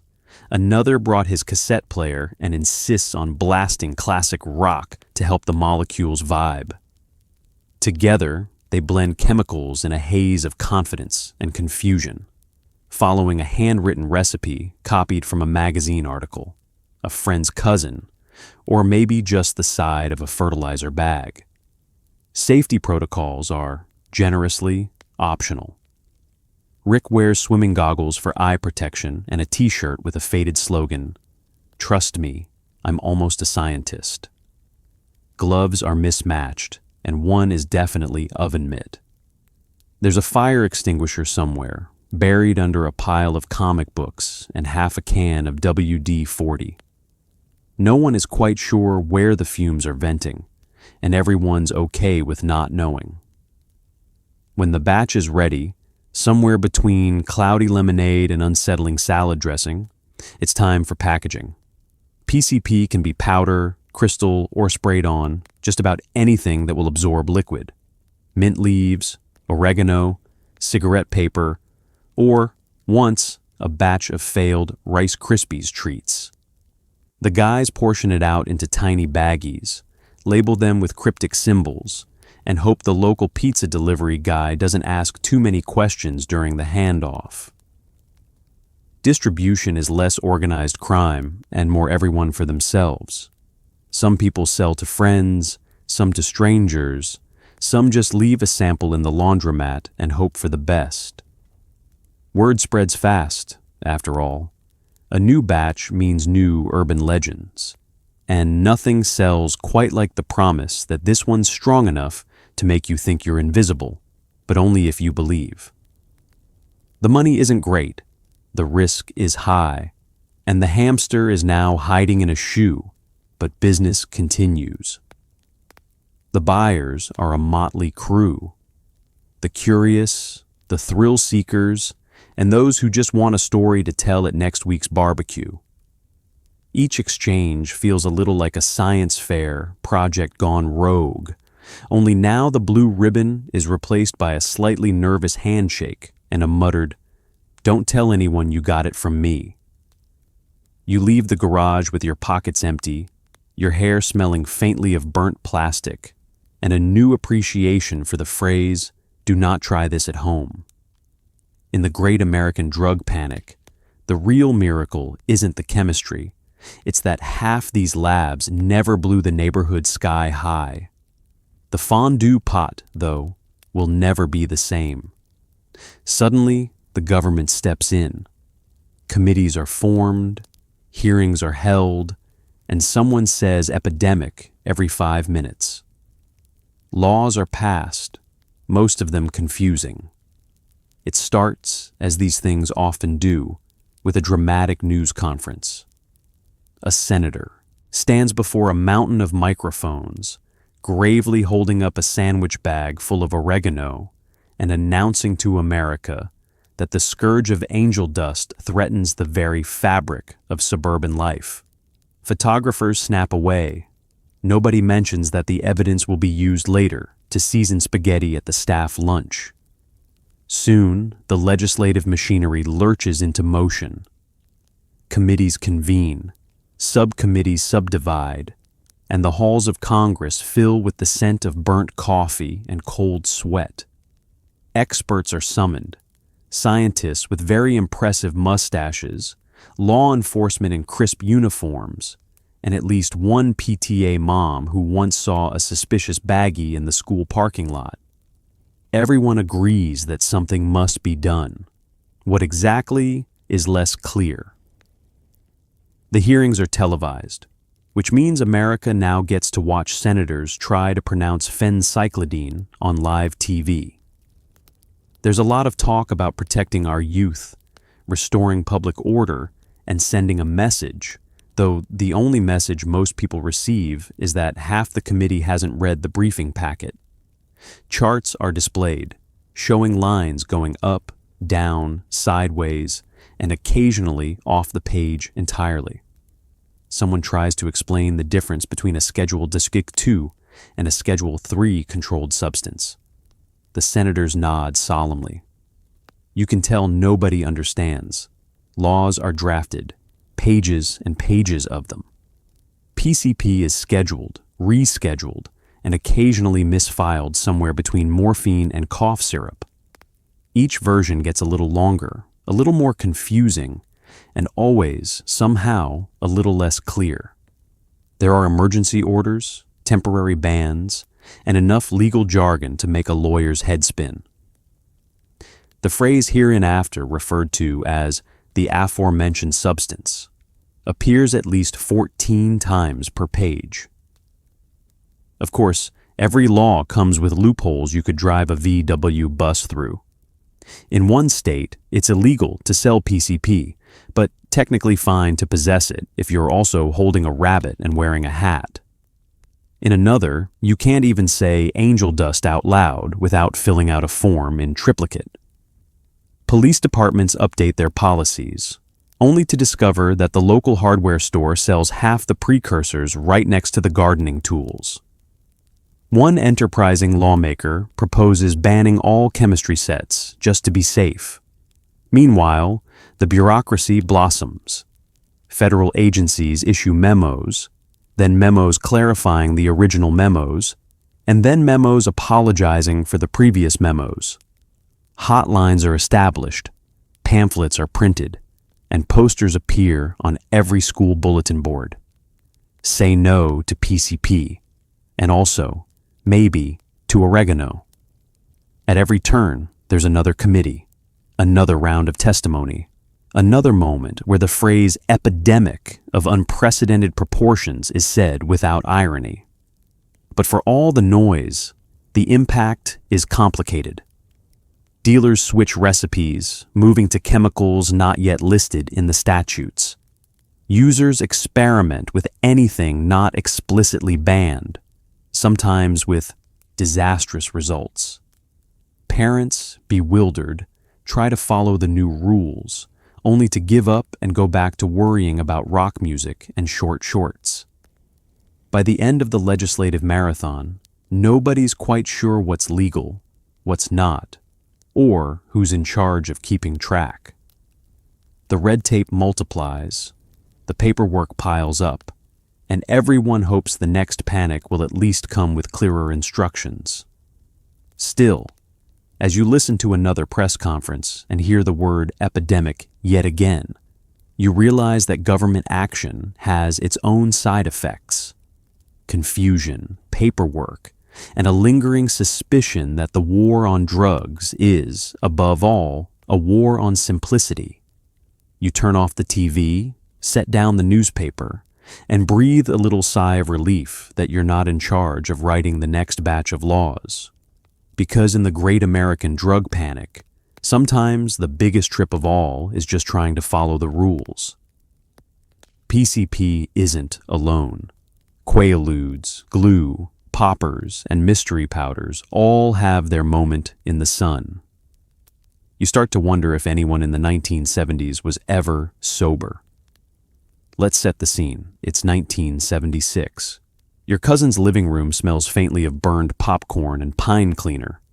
The radio plays a Bee Gees song that's been looping since last Tuesday, and the coffee table is littered with ashtrays, novelty coasters, and a suspiciously large stack of magazines with the word confidential on the cover. In this setting, the weirdest thing is not the wallpaper, though it is a strong contender, but the sheer number of household substances that could, at any moment, double as a recreational chemical. Start with Quaaludes, the disco biscuits. Technically a sedative, but more accurately, a ticket to a 3-hour nap and a starring role in the next day's cautionary tale. Everyone knows someone who tried one just to relax and ended up snoring in a potted plant. For a brief, shining window, Quaaludes are the go-to for celebrities and suburbanites alike, prescribed by doctors, beloved by clubbers, and then quietly banished after it turns out you can't dance, drive, or remember your own address while on them. Then there's glue. Yes, glue. Not for home repairs, but for inhaling in alleyways and behind the bleachers. Hardware stores nervously start locking up the Elmers, and school janitors patrol the hallways, sniffing for more than just trouble. The phrase glue-sniffing epidemic starts popping up in newspapers, right next to articles about the dangers of skateboards and the mystery of crop circles. Don't forget about poppers, little bottles of amyl nitrite, sold over the counter and marketed for relief of angina, but really known for making your head spin and your disco moves questionable. Poppers are everywhere. In dance clubs, at wild parties, tucked discreetly in purses and pockets. If the lights seem a little too bright and the conversation is suddenly way too interesting, chances are someone in the room is testing the limits of their blood pressure. Of course, there's the ever-popular mystery powder. Sometimes it's speed, sometimes it's bath salts, not for bathing. And sometimes it's just powdered sugar that someone's uncle is trying to pass off as the latest thing. Nobody knows for sure. There's a rumor about a kid who tried something called Pink Panther and spent the night convinced he was being followed by animated jazz musicians. It's probably not true, but in the 1970s, nobody wants to take the risk. Even household cough syrup gets in on the action. Robitussin, Sudafed, Vicks VapoRub, each with its own whispered legend. I heard if you drink the whole bottle, you can see the future, or maybe just the inside of your stomach. The lines between medicine cabinet and party favor are dangerously blurry, and pharmacies do a brisk business in cold remedies for teenagers who haven't sneezed since Easter. Looking back, you can't help but wonder how anyone got anything done. There are jobs to go to, lawns to mow, casserole competitions to win. But at every school dance and office party, there's at least one person propped up in the corner, blinking slowly, lost somewhere between reality and the shag carpet. The era is fueled by experimentation, equal parts curiosity, boredom, and the desperate hope that the right chemical might make a polyester suit feel less itchy. And yet, most people survive. They go back to work, raise their families, and eventually trade stories about the old days with the kind of nostalgia only possible when you can't remember half of them. The legends live on, passed down like recipes. A pinch of this, a dash of that, and if it starts to fizz, run for the door. So next time you hear about the drug problem of the 70s, remember, it wasn't just PCP. It was a whole parade of weirdness, all marching together, high-stepping across the linoleum and into history, leaving behind a generation that's still not sure if they ever came all the way back down. A new rumor spreads. PCP gives you the strength of 10 men and the fashion sense of none. Police officers tell stories of suspects who shrugged off handcuffs. The truth, as always, is complicated. It starts, as these things often do, with a single story. Someone's cousin's roommate, fueled by angel dust, lifts a police car and throws it across the street. Like a paperweight, the story goes. Handcuffs just snapped right off. The guy walked through a brick wall, didn't even wrinkle his polyester. Pretty soon, every law enforcement officer has a tale about an encounter with a superhuman suspect, a night where things got a little too exciting, a little too comic book for comfort. These stories ripple through the police station, then the newspapers, and finally into every living room in America. I heard a guy broke out of the county jail, bench pressed a soda machine, and then ran a mile in roller skates. Did you see the news? 2 officers had to use 3 pairs of handcuffs and a wrestling hold just to get a teenager into the squad car. At every barbecue and bowling alley, the legend grows. There's a certain logic to it. PCP is already famous for making people act strange. Why not add superpowers to the list? Plus, the 70s are full of comic book heroes and larger-than-life icons. Superman, the Hulk, Evel Knievel. Why wouldn't the newest urban menace fit right in? If a teenager can eat a couch or talk to a mailbox, surely lifting a Buick isn't out of the question. Of course, the actual science is more pedestrian. PCP can make you feel invincible, pain disappears, fear takes a back seat, and self-preservation clocks out early. Someone who normally would wince at a stubbed toe suddenly doesn't even notice they've bumped their shin on a fire hydrant. In the chaos of a drug-fueled episode, a person can thrash, twist, and resist with wild, unpredictable energy. It's not real strength, it's the absence of brakes. But in the heat of the moment, nobody's stopping to do a controlled study. Officers try to subdue someone high on PCP, and the usual rules go out the window. I tried the arm hold, but he just spun out of it like he was late for the bus, says one cop. Another admits, we had 4 guys, and he still kept talking about being late for band practice. Each encounter becomes the stuff of legend, retold with new flourishes every time. She bent the handcuffs. She was like Wonder Woman, but sweatier. The fashion sense, however, remains untouched. For all its supposed power, PCP does nothing to improve a paisley shirt or bell-bottom jeans. In fact, there are reports that angel dust only enhances a suspect's confidence in their most regrettable wardrobe choices.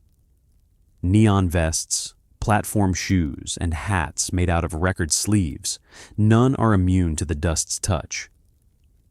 Somewhere, a designer sighs. Of course, the myth persists because it's so much more entertaining than reality.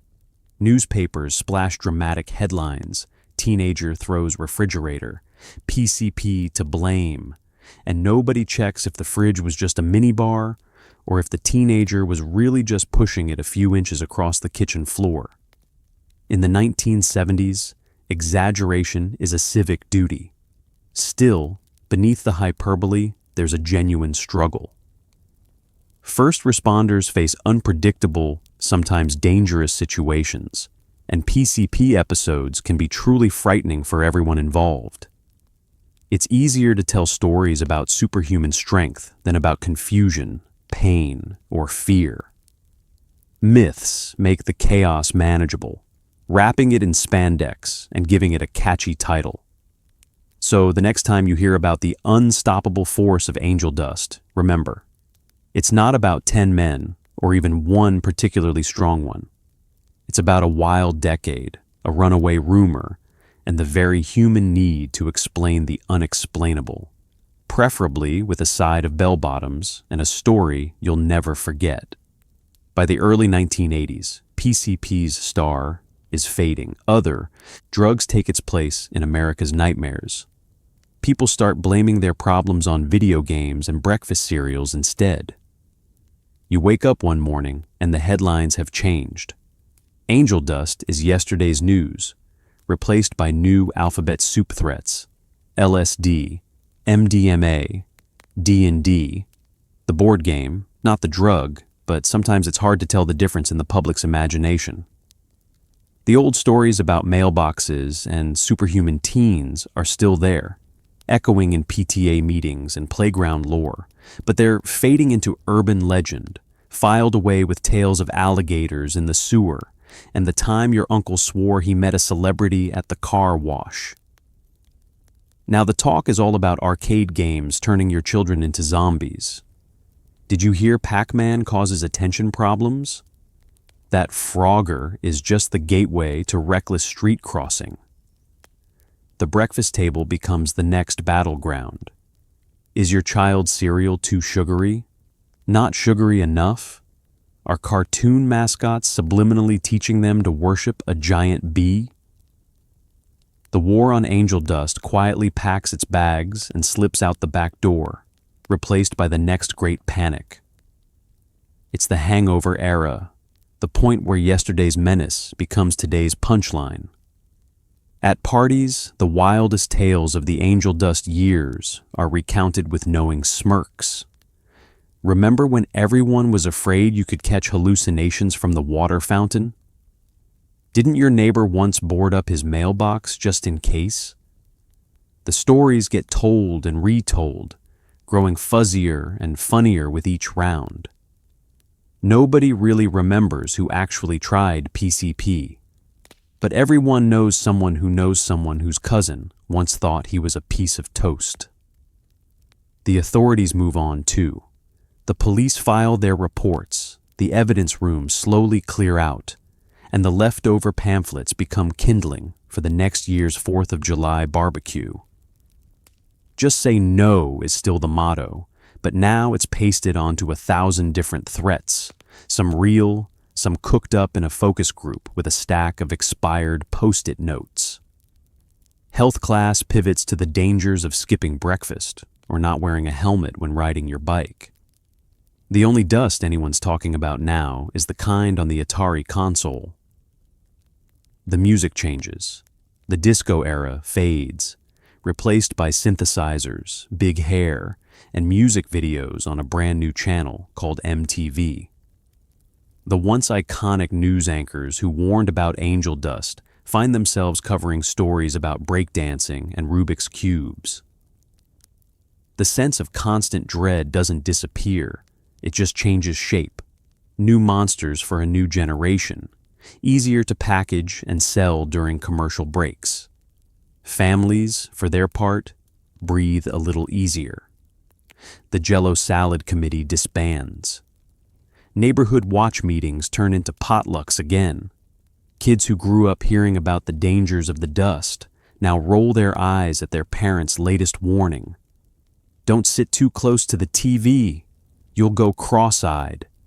Some teenagers, determined to rebel, start playing Dungeons and Dragons in the basement, convinced it's the most subversive thing anyone's ever done, with a graph paper notebook and a plastic dragon. Through it all, life rolls on. The lawn still needs mowing. The bills still need paying. And every once in a while, someone at the grocery store will nudge you and say, "Remember when PCP was the #1 problem?" Wild times. You both share a laugh, grateful the worst thing you're facing now is whether your kid will ever beat the high score at Galaga. The angel dust panic doesn't disappear. It just gets archived, tucked away next to pet rocks and lava lamps. A weird, wild chapter in America's scrapbook of fears. And as you drift off to sleep, comforted by the familiar hum of a home that's moved on, you know you survived the hangover years, sometimes with a headache, but always with a story to tell. Angel dust lingers in rap lyrics, movies, and late-night jokes. Everyone pretends to know what it was like. Nobody actually remembers, but that doesn't stop the stories. The 1970s might be gone, but the ghost of PCP drifts through the decades like a leftover disco ball, slightly tarnished but impossible to ignore. You're watching a late-night comedy show, and the punchline is something about a game show contestant on angel dust. The studio audience laughs, and so do you, even though it's not entirely clear what anyone is actually laughing about. In the background, the house band plays a riff, and the camera cuts to a guest who's probably too young to remember the original panic, but nods anyway. Turn on the radio, and you'll catch a reference in a rap verse or a rock lyric, sometimes casual, sometimes ominous. Dust becomes shorthand for danger, chaos, or just a really, really bad night. Characters in movies joke about it in smoky bars, or it shows up as a plot twist in some gritty cop drama. We found angel dust in the glove compartment. The detective sighs. The soundtrack swells, and nobody in the audience is entirely sure whether they're supposed to be scared or just entertained. Angel dust becomes pop culture's favorite boogeyman, ready to be pulled out for a cheap laugh or a quick scare. TV sitcoms drop it into dialogue for comic effect. "What are you on angel dust?" someone shouts after a particularly disastrous attempt at homemade lasagna or a failed home improvement project. A cartoon character tries to fly off the roof, and another quips, "That's the dust talking." The line between truth and parody blurs, and soon, angel dust is less a real threat and more a badge of how wild things used to be, back when everything was a little bit out of control. Meanwhile, late-night radio hosts dedicate whole call-in hours to stories about the crazy days. The callers all have tales, second-hand, third-hand, sometimes invented on the spot, about the time they almost tried it, or almost knew someone who did. Man, the parties back then were wild. You never knew if you were dancing next to a future accountant or someone who thought he was a lamp. The nostalgia is thick, and the facts get left at the door, replaced by the shared experience of remembering, or at least pretending to. Old movies are dusted off and replayed, each one a time capsule of exaggerated panic and polyester fashion. There's always a scene where the camera goes wobbly, someone starts talking to inanimate objects, and the moral of the story is delivered with all the subtlety of a brick through a window. Don't do drugs, kids. Viewers watching decades later wonder how anyone ever took it so seriously, but the warnings have their own kind of vintage charm. It's history with a laugh track. As the years go by, angel dust's real impact is mostly forgotten, replaced by its legend. For a new generation, it's just another item on a long list of crazy things people used to do. A punchline, a reference, a shared in-joke for anyone old enough to remember when the news was weirder and the music was louder. It's not about fear anymore. It's about the comfort of knowing you survived an era so wild, even the stories don't make sense.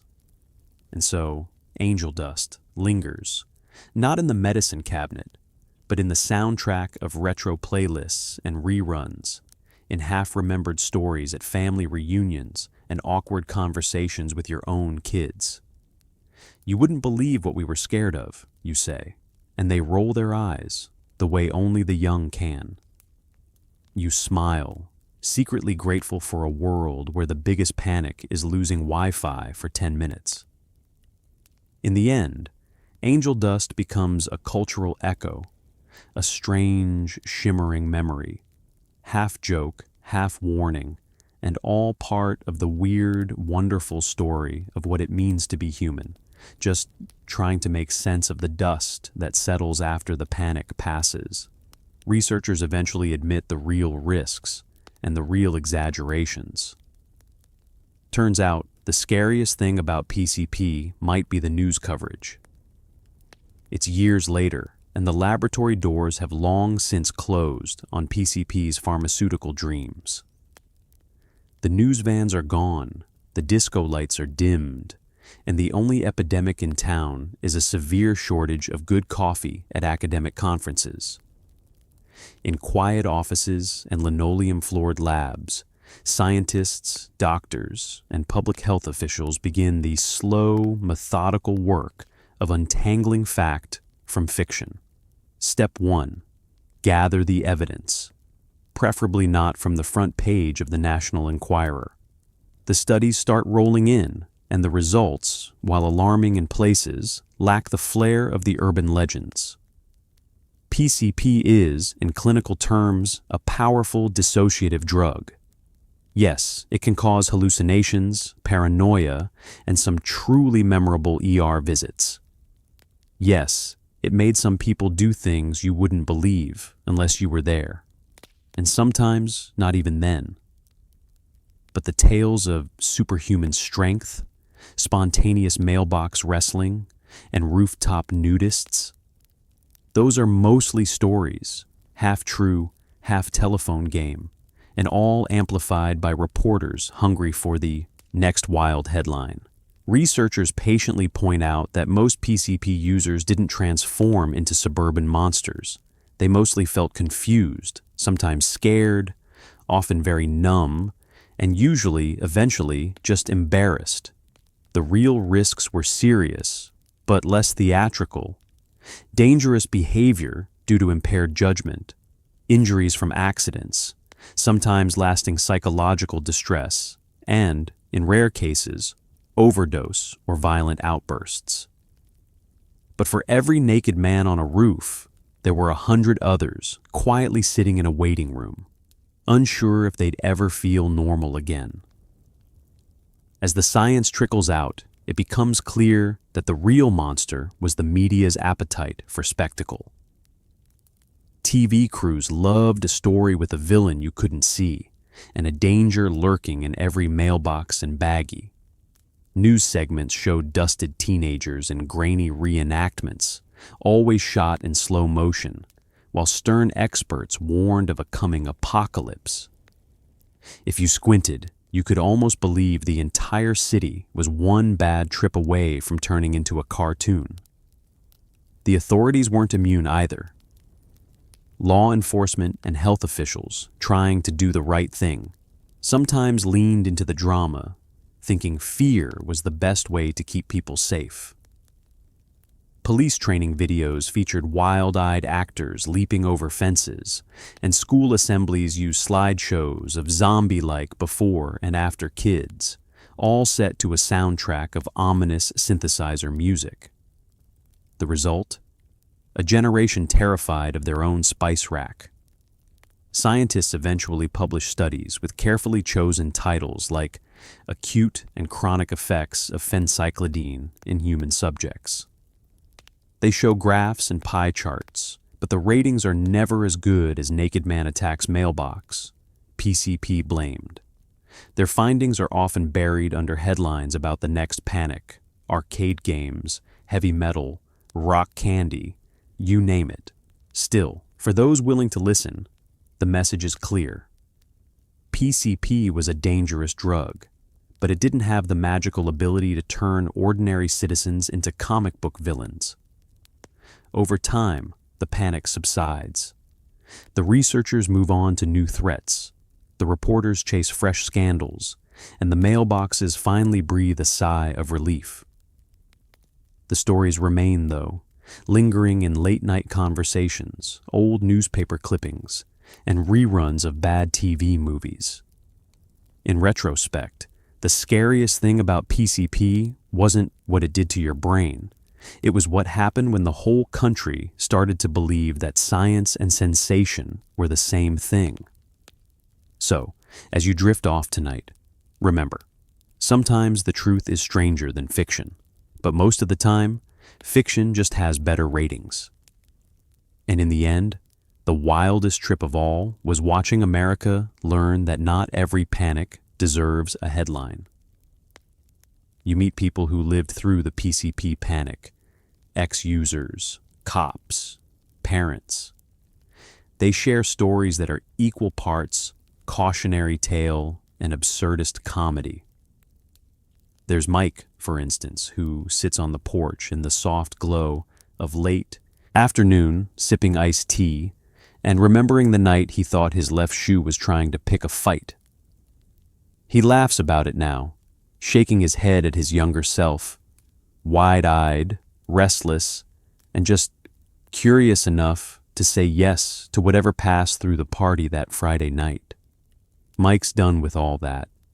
His wildest adventure these days is mowing the lawn in straight lines. The world, he says, is weird enough without help. Then there's Gloria, who survived the panic from the other side. An exhausted mom, 3 kids, a husband with a passion for amateur radio, and a news cycle that never stopped blaring about angel dust. "I thought every thump upstairs was a sign," she admits. Turns out it was just the cat chasing dust bunnies. The real ones. Her PTA days are behind her now, but she still brings Jell-O salad to every potluck, a subtle nod to those nights of anxious parent meetings and casserole-powered strategy sessions. Officer Daniels is retired now, but he still wears the mirrored sunglasses, indoors, outdoors, rain, or shine. He has stories, most of them ending in confusion and paperwork. The day a man tried to baptize a mailbox. The week everyone thought the local high school marching band was a front for a secret drug ring. It wasn't. The only thing they were high on was root beer and tuba solos. The thing about panic, Daniels says, is it gives everyone something to do, even if that something is hiding the oregano. At a small support group in a community center, a handful of ex-users trade stories that swing between harrowing and hilarious. One remembers running through a sprinkler, convinced it was a force field. Another once spent 2 hours serenading a ficus plant. There are regrets, broken friendships, years lost to confusion and poor decisions. But there's also resilience, self-awareness, and, unexpectedly, a lot of laughter. You can't live through the 1970s without a sense of humor, someone says, and the room agrees. Parents and children alike have their own tales. Kids recall overhearing warnings whispered through cigarette smoke, or being told that the odd smell from the neighbor's garage was just paint. They survived by tuning out the lectures, rolling their eyes, and occasionally by actually listening. "My dad told me angel dust would turn me into a zombie." "I'm still waiting," jokes one, now a parent herself. "But at least I know what to look out for with my own kids. Mainly if they start talking to the microwave, I check for bad leftovers first." Redemption comes in quiet ways. For some, it's a second chance at a job, a reconciliation with family, or simply the act of getting through another day, a little wiser. For others, it's about telling the truth, about what happened, about what didn't, and about how much of the panic was just a swirl of rumor and fear. The survivors don't sugarcoat their journeys, but they also refuse to be defined by the wildest headlines. They learn, eventually, that the only way out of a panic is through, one step at a time, one story at a time, one normal, boring, beautiful day at a time. The scars fade, the jokes get funnier, and the past becomes a collection of stories told around the dinner table, less terrifying with every retelling. And as the sun sets on another ordinary day, you realize that recovery isn't just about surviving the storm. It's about finding the comedy in the chaos, the lessons in the mistakes, and the strength to keep going, no matter what weirdness tomorrow might bring. You start to realize this isn't just about one drug. Americans love a good moral panic, especially when it involves mysterious chemicals and confusing acronyms. It's a national pastime, really, right up there with baseball and arguing about the weather. You can trace the lineage of American panic from the moment someone whispered reefer madness in a movie theater all the way through to the present, where no trend is safe from its own 15 minutes of won't someone think of the children? The formula is always the same. Find something new. Give it a nickname that sounds like a villain from a Saturday morning cartoon, and then worry about it until a new threat comes along. In the 1970s, PCP just happens to be the panic du jour, but it's got stiff competition. Parents sit in smoke-filled living rooms, clutching coffee mugs and nervously paging through magazines warning about everything from LSD to lead paint. News anchors intone gravely about the youth, and senators introduce bills with names like Operation Clean Sweep. The more mysterious the chemical, the better, preferably something with a name you can barely pronounce, so it feels extra scientific. Phencyclidine must be serious. Angel dust, absolutely terrifying. MDA, MDMA, THC, DMT. The alphabet soup only adds to the mystique. Every panic needs a good acronym. The 80s bring us DARE and just say no. The 90s introduce Ritalin, Prozac, and whatever was hiding in your neighbor's medicine cabinet. There's always a new expert, a new talk show segment, and a new set of warning signs to memorize.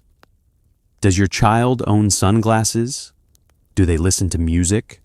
Watch out, they could be part of the latest craze. It's not just about the drugs themselves, it's about the ritual. The emergency PTA meeting, the special news bulletin, interrupted only by commercials for breakfast cereal, the pamphlets, posters, and fridge magnets reminding you that the world is a dangerous place. But as long as you're vigilant and own a good lock for the medicine cabinet, you might be okay. There's a kind of comfort in collective worry. If everyone's nervous, then at least you're not alone. Sometimes the panic gets it right. Real dangers, real risks, a much-needed wake-up call. But most of the time, the truth is lost under layers of rumor and repetition. The more outlandish the story, the more likely it is to spread. It's a cultural telephone game. One person hears that a friend's cousin once ate an entire couch, and by the end of the week, the couch is on the evening news, and parents everywhere are banning upholstery. The cycle repeats. Marijuana in the 30s, psychedelics in the 60s, angel dust in the 70s, video games in the 80s, bath salts in the 2000s. Each panic has its mascot, its signature headline, and its moment in the sun before quietly fading into punchline territory. At a certain point, you can only worry so much about poppers and party drugs before you move on to energy drinks and TikTok. But here's the secret. Underneath all the drama, Americans just want to keep each other safe. The panic, however silly it might look in hindsight, comes from the same place as neighborhood watch groups and midnight phone trees, a desire to protect, to connect, and to believe that if you're vigilant enough, you can keep the weirdness at bay. So tonight, as you tuck in and let the white noise hum you towards sleep, you can rest easy knowing that the next great panic is always just around the corner, and that, in the end, the only thing truly addictive is the comfort of facing the unknown together, one acronym at a time. As the dust settles, you realize the 1970s were a time of fear, hope, and a lot of really bad decisions. But they also left behind a strange kind of wisdom and an enduring fondness for disco balls and cautionary tales. You look around at the world the panic built and then left behind. The headlines have faded. The warning posters are curling at the corners of school bulletin boards, and the only angel dust most people talk about now is the glitter on last year's holiday cards. The wild stories, the mailbox wrestling, the superhuman feats, the secret cult of neighborhood cats are now the stuff of nostalgia, half remembered at barbecues and whispered to wide-eyed grandkids as proof that, yes, things really were that weird once. Yet, beneath all the laughter and disbelief, there's something oddly reassuring about the whole saga. For every overblown panic, every urban legend, every breathless news anchor, there were people who learned to ask questions, to second-guess easy answers, and to look for the human story behind the scary headline. You realize, with the benefit of hindsight and a lot less polyester, that fear isn't just a thing that happens to you. It's something you can learn from, even if you don't know you're learning at the time. The 1970s, in their chaotic way, were a boot camp for common sense. They taught a generation to read the fine print, to ask what's really inside the bottle, and occasionally to doubt the neighbor who insists the garden gnome is part of a drug ring. They taught you that people make mistakes, sometimes huge ones, and that you can't always legislate your way out of trouble. Mostly, though, the panic left everyone with a healthy skepticism of easy solutions and an endless supply of cocktail party conversation starters. You see it in the way parents talk to their kids now. The world still spins out new threats every day, but there's a little more patience, a bit more perspective. Maybe the lesson isn't that everything new is dangerous, but that nothing is as new as it seems.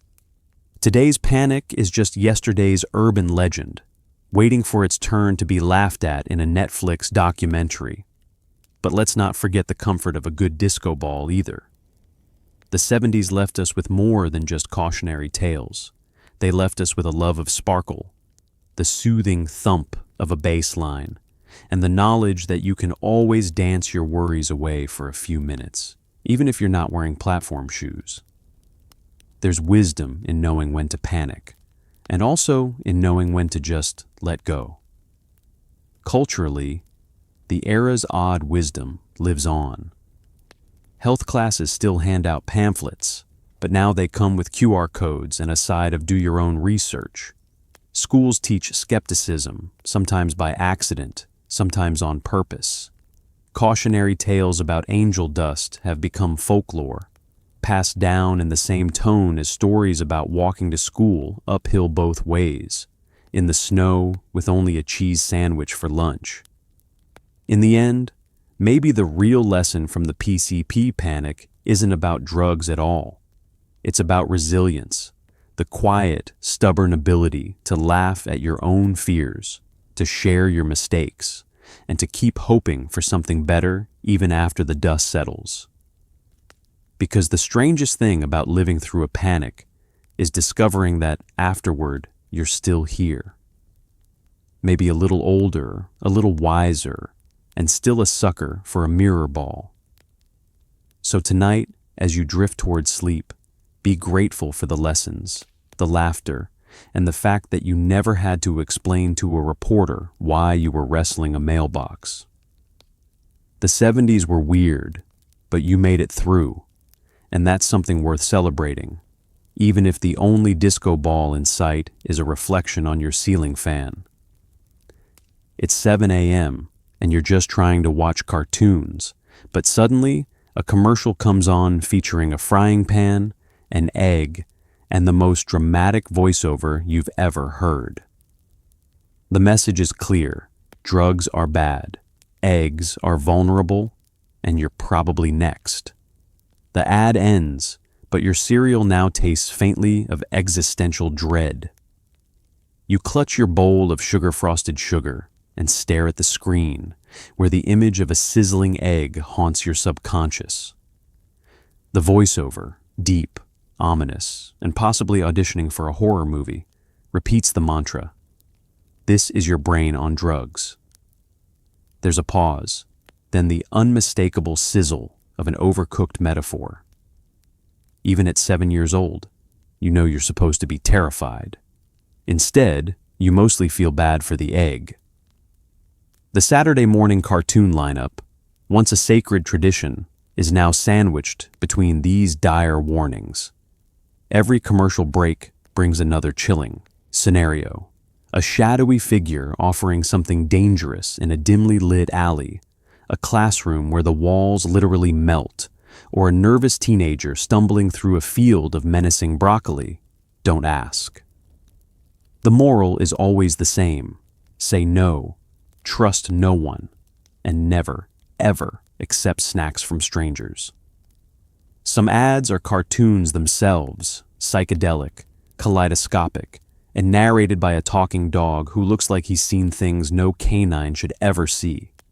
"Don't do drugs, kids," he howls, before morphing into a psychedelic swirl that would have made the Beatles nervous. The transitions are abrupt. One moment, you're learning about the dangers of angel dust. The next, you're back to slapstick antics with a coyote and a suspiciously durable bird. Parents hover nearby, pretending to make coffee, but really eavesdropping to see if you've absorbed the message. The pressure to just say no is everywhere, on lunchboxes, in comic books, and emblazoned on neon stickers handed out in the school parking lot. Even your goldfish seems a little on edge. You get the distinct feeling that someone, somewhere, is about to stage an intervention for your action figures. The star of the show is always the public service announcement, PSA. With dramatic lighting and a budget of about $12, the PSA features earnest teens in oversized sweaters sharing their horror stories. "I tried angel dust once," intones a boy with perfect hair, "and now I just feel scrambled." The audience is expected to gasp. You wonder if scrambled is worse than over easy. The best and worst PSAs run during prime cartoon time, right before the next episode of Super Friends. A menacing synthesizer plays as a group of actors gathers in a circle to discuss the perils of peer pressure. One by one, they all say no, with the conviction of kids who just learned about acting yesterday. The scene cuts to black, leaving you with a vague sense of unease and a commercial for breakfast sausage. Even the toys join in the campaign. G.I. Joe warns about the dangers of unknown substances. Barbie delivers a stern lecture about making good choices, then climbs into her pink Corvette to escape the grim reality of cereal commercials. Somewhere, a Care Bear looks directly at you and says, "Caring means not doing drugs," while a rainbow arcs dramatically overhead. By the time the credits roll on your cartoons, you've been fully briefed on the many dangers of eggs, peer pressure, and not listening to cartoon bears. Your cereal has gone soggy. Your sense of impending doom has softened, and you wonder if grown-ups have any idea what it's like to face a world where your favorite cartoon character is also your moral compass. But as the day goes on, the anxiety fades. The cartoons resume, laughter returns, and the only thing left from those nightmare ad blitzes is a lingering suspicion that eggs, while delicious, might just be the most fragile things in the universe. And as you drift off that night, the message echoes softly in your dreams. This is your brain. This is your brain on sleep. Any questions? Courtrooms fill with experts, and a parade of witnesses describing everything from talking dogs to spontaneous interpretive dance. The judge looks exhausted. New laws appear overnight, often written by people who still think acid is just something you use to clean your car battery. Justice is blind, but also slightly confused. It's the late 1970s, and suddenly, everyone is a witness. The halls of justice, usually reserved for property disputes and the occasional runaway goat, are now stages for a new and bewildering drama. At the center, angel dust, otherwise known as PCP, the defendant in a trial where the evidence includes everything from lab reports to a stack of National Enquirer headlines.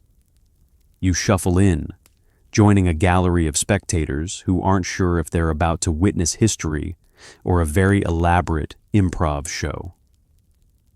The prosecuting attorney, a man whose hair is clearly being held together by hope and hairspray, steps up to make his case.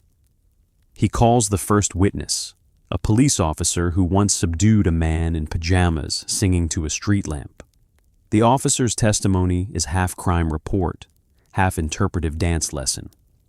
Your Honor, at this point, the suspect performed a move I can only describe as the disco lawnmower. Next up, the experts. Some are genuine scientists, armed with data, charts, and the kind of vocabulary that makes jurors wish for subtitles. Others are self-declared authorities who once read a pamphlet in a waiting room and now feel confident explaining neurotransmitters with a chalkboard and wild hand gestures. One expert describes the neurological effects of PCP. Another demonstrates with sock puppets. The jury dutifully takes notes, possibly just doodling confused stick figures. The witnesses pile on. There's the neighbor who claims his mailbox started reciting poetry. The PTA president who saw a cat act suspicious for an entire afternoon. The kid who swears his friend turned into a toaster for 2 hours. A local DJ testifies that he once played the Bee Gees backward and got a message to beware the dust. The judge's gavel thuds wearily as the stories get wilder. Somewhere in the middle, the defense attorney objects, mostly on the grounds of reality. Your Honor, I move to strike all testimony involving pets, appliances, or interpretive dance. The judge sighs, adjusts his glasses, and asks for a clarification of what exactly is on trial. The substance, the users, or common sense itself. Meanwhile, lawmakers scramble to keep up. New laws are drafted at record speed, some written so vaguely that angel dust could mean anything from PCP to a particularly aggressive cleaning product. One bill proposes random drug testing for anyone caught wearing platform shoes after midnight. Another suggests replacing all school science classes with just say no seminars and a packet of legal mad libs. Chabox. In the courtroom, closing arguments are delivered with the gravitas of a Shakespearean tragedy. The prosecutor declares that angel dust is a threat to the very foundation of our community. The defense counters that while PCP is dangerous, so is believing every rumor you hear in the supermarket checkout line. The jury retreats, clutching a stack of conflicting testimonies and possibly a coupon for discounted egg salad. When the verdict finally arrives, nobody is sure what it means. The defendant is found guilty, but only of general weirdness. New rules are posted at City Hall, then immediately revised when someone points out that no toasters allowed may be overly broad. As you leave the courtroom, you realize justice is less about right and wrong, and more about navigating a maze of confusion, good intentions, and the occasional dance break.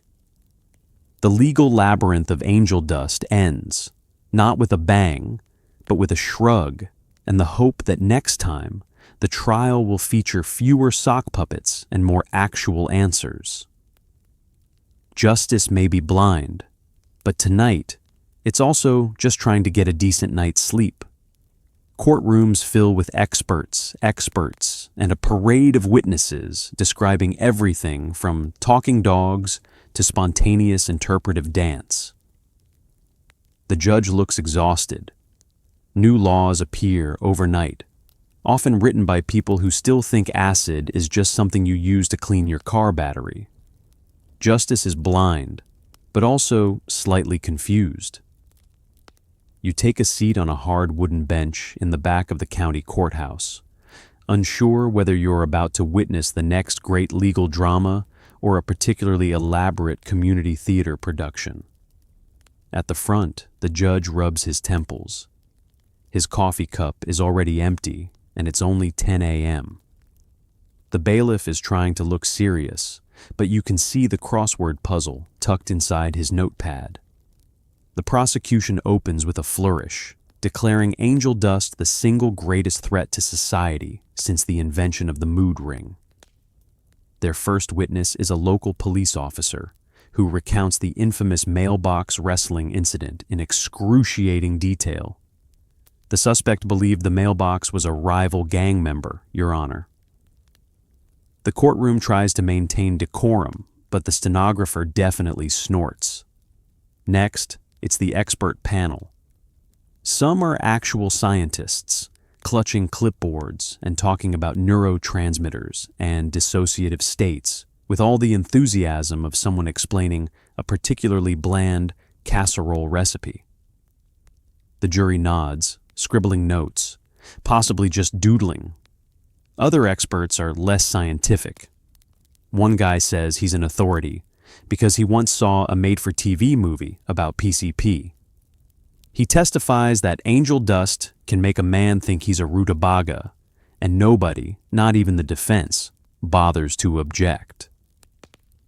The real show is the witnesses. You get the sense that half the town has shown up, each with a stranger story than the last. There's the teacher who claims her chalkboard sang the Bee Gees, a neighbor who's convinced his cat started speaking Latin after a strange night on the porch. I saw a man break into interpretive dance right in front of the library, shouts a woman in curlers. Was it the drugs or just jazzercise? The judge asks, deadpan. Nobody knows. Lawmakers, meanwhile, are drafting new legislation faster than you can say conflict of interest. Bills are introduced, debated, passed, and amended, sometimes within the same afternoon. Henceforth, all substances known as angel dust, fairy flakes, or disco sprinkle shall be illegal, except in cases of extreme emergency, or when used for educational interpretive dance demonstrations. Local news covers each law like it's a moon landing, but the details always change by dinner. The defense does its best, pointing out that not every odd thing in town can be blamed on angel dust. Your Honor, my client admits to some odd behavior, but I ask you, who among us hasn't serenaded a mailbox after a long night? The judge, for a moment, looks nostalgic. Throughout it all, justice does its best to keep up. The trial drags on, filled with asides, objections, and at least one impromptu break when the court reporter needs to confirm whether groovy hallucinations are considered a legal term. By week's end, nobody's sure what's real anymore. The lines between fact, rumor, and interpretive dance blur. The verdict, when it comes, is anticlimactic. The defendant is found guilty of public weirdness with intent to confuse, but the real result is a flurry of new rules posted at City Hall. No mailbox wrestling, no interpretive dance in the produce aisle, and a gentle suggestion that people stop taking legal advice from disco records. As you leave the courthouse, you realize the legal labyrinth wasn't designed to deliver answers, only more confusion. The real lesson? Sometimes the law is just another stage for the greatest show on earth, a town trying to make sense of the unexplainable, one absurd testimony at a time. And if nothing else, at least you have a great story for the next dinner party. In a smoky bar lit by neon, you meet the entrepreneurs of the decade, dealers in bell-bottoms and wide lapels, hawking little baggies with big promises. Business is brisk, and everyone claims to have the real stuff. You can't help but notice that the guy selling angel dust also works at the car wash on weekends. It's the late 1970s, and side hustles are everywhere. By day, these entrepreneurs detail station wagons, fix leaky faucets, and run the registers at the local hardware store. By night, they transform into gatekeepers of the underworld, though, in truth, it's less Goodfellas and more Saturday Night Fever with a hint of back-alley intrigue. Everyone is looking for a deal, and every deal starts with a handshake, a wink, and a quiet exchange that feels a little like joining a secret club, minus the membership card. The bar is the perfect backdrop. Sticky floors, a jukebox stuck on a loop of disco hits and the subtle aroma of cheap whiskey and lost dreams. Polyester reigns supreme, suits that swish as the hustlers make their rounds, platform shoes that thud ominously on the linoleum, and hair so shellacked it might actually be considered a safety helmet. It's all part of the image. If you want to sell angel dust, you have to look the part, even if the part is somewhere between game show contestant and minor Bond villain. Business is good, mostly because nobody knows exactly what they're buying or selling. There's a certain poetry to it, guaranteed to make you see the universe, or at least make your neighbor's dog look a little suspicious. The baggies move quickly, passed from palm to palm with practiced discretion. Some dealers swear by their exclusive formula, a blend so secret even they don't know what's in it. Others just scoop up whatever's left from last week's garage experiment and slap a new label on it. If anyone asks for details, the answer is always the same. Trust me, this is the real stuff. The clientele is a wild mix. College students looking for a new adventure, factory workers escaping a double shift, aspiring musicians hoping for creative inspiration, and the occasional suburban mom on a dare. The hustlers tailor their pitch to every customer. Want to forget about your boss? This'll do it. Trying to see sounds? Step right up. They sell not just a product, but an experience. A ticket to a place where the rules of reality can be suspended, at least for the night. Of course, competition is fierce. There are turf wars, not over territory, but over fashion and reputation. One night, you overhear two dealers arguing over who has the best polyester vest, while a third boasts about his latest invention, angel dust, now with extra glitter. The bartender rolls his eyes and changes the channel on the TV, just in time for a commercial warning about, what else, angel dust. Deals are made in bathrooms, in parked cars, and under the dim glow of the pinball machine. Everyone's chasing the next big thing, the next batch, the next rumor that will set their product apart. Mine's so good you'll see into next week, brags one. Mine's so smooth you won't even remember yesterday, counters another. In the world of hustlers, every sale is a story, and every story gets better with each retelling.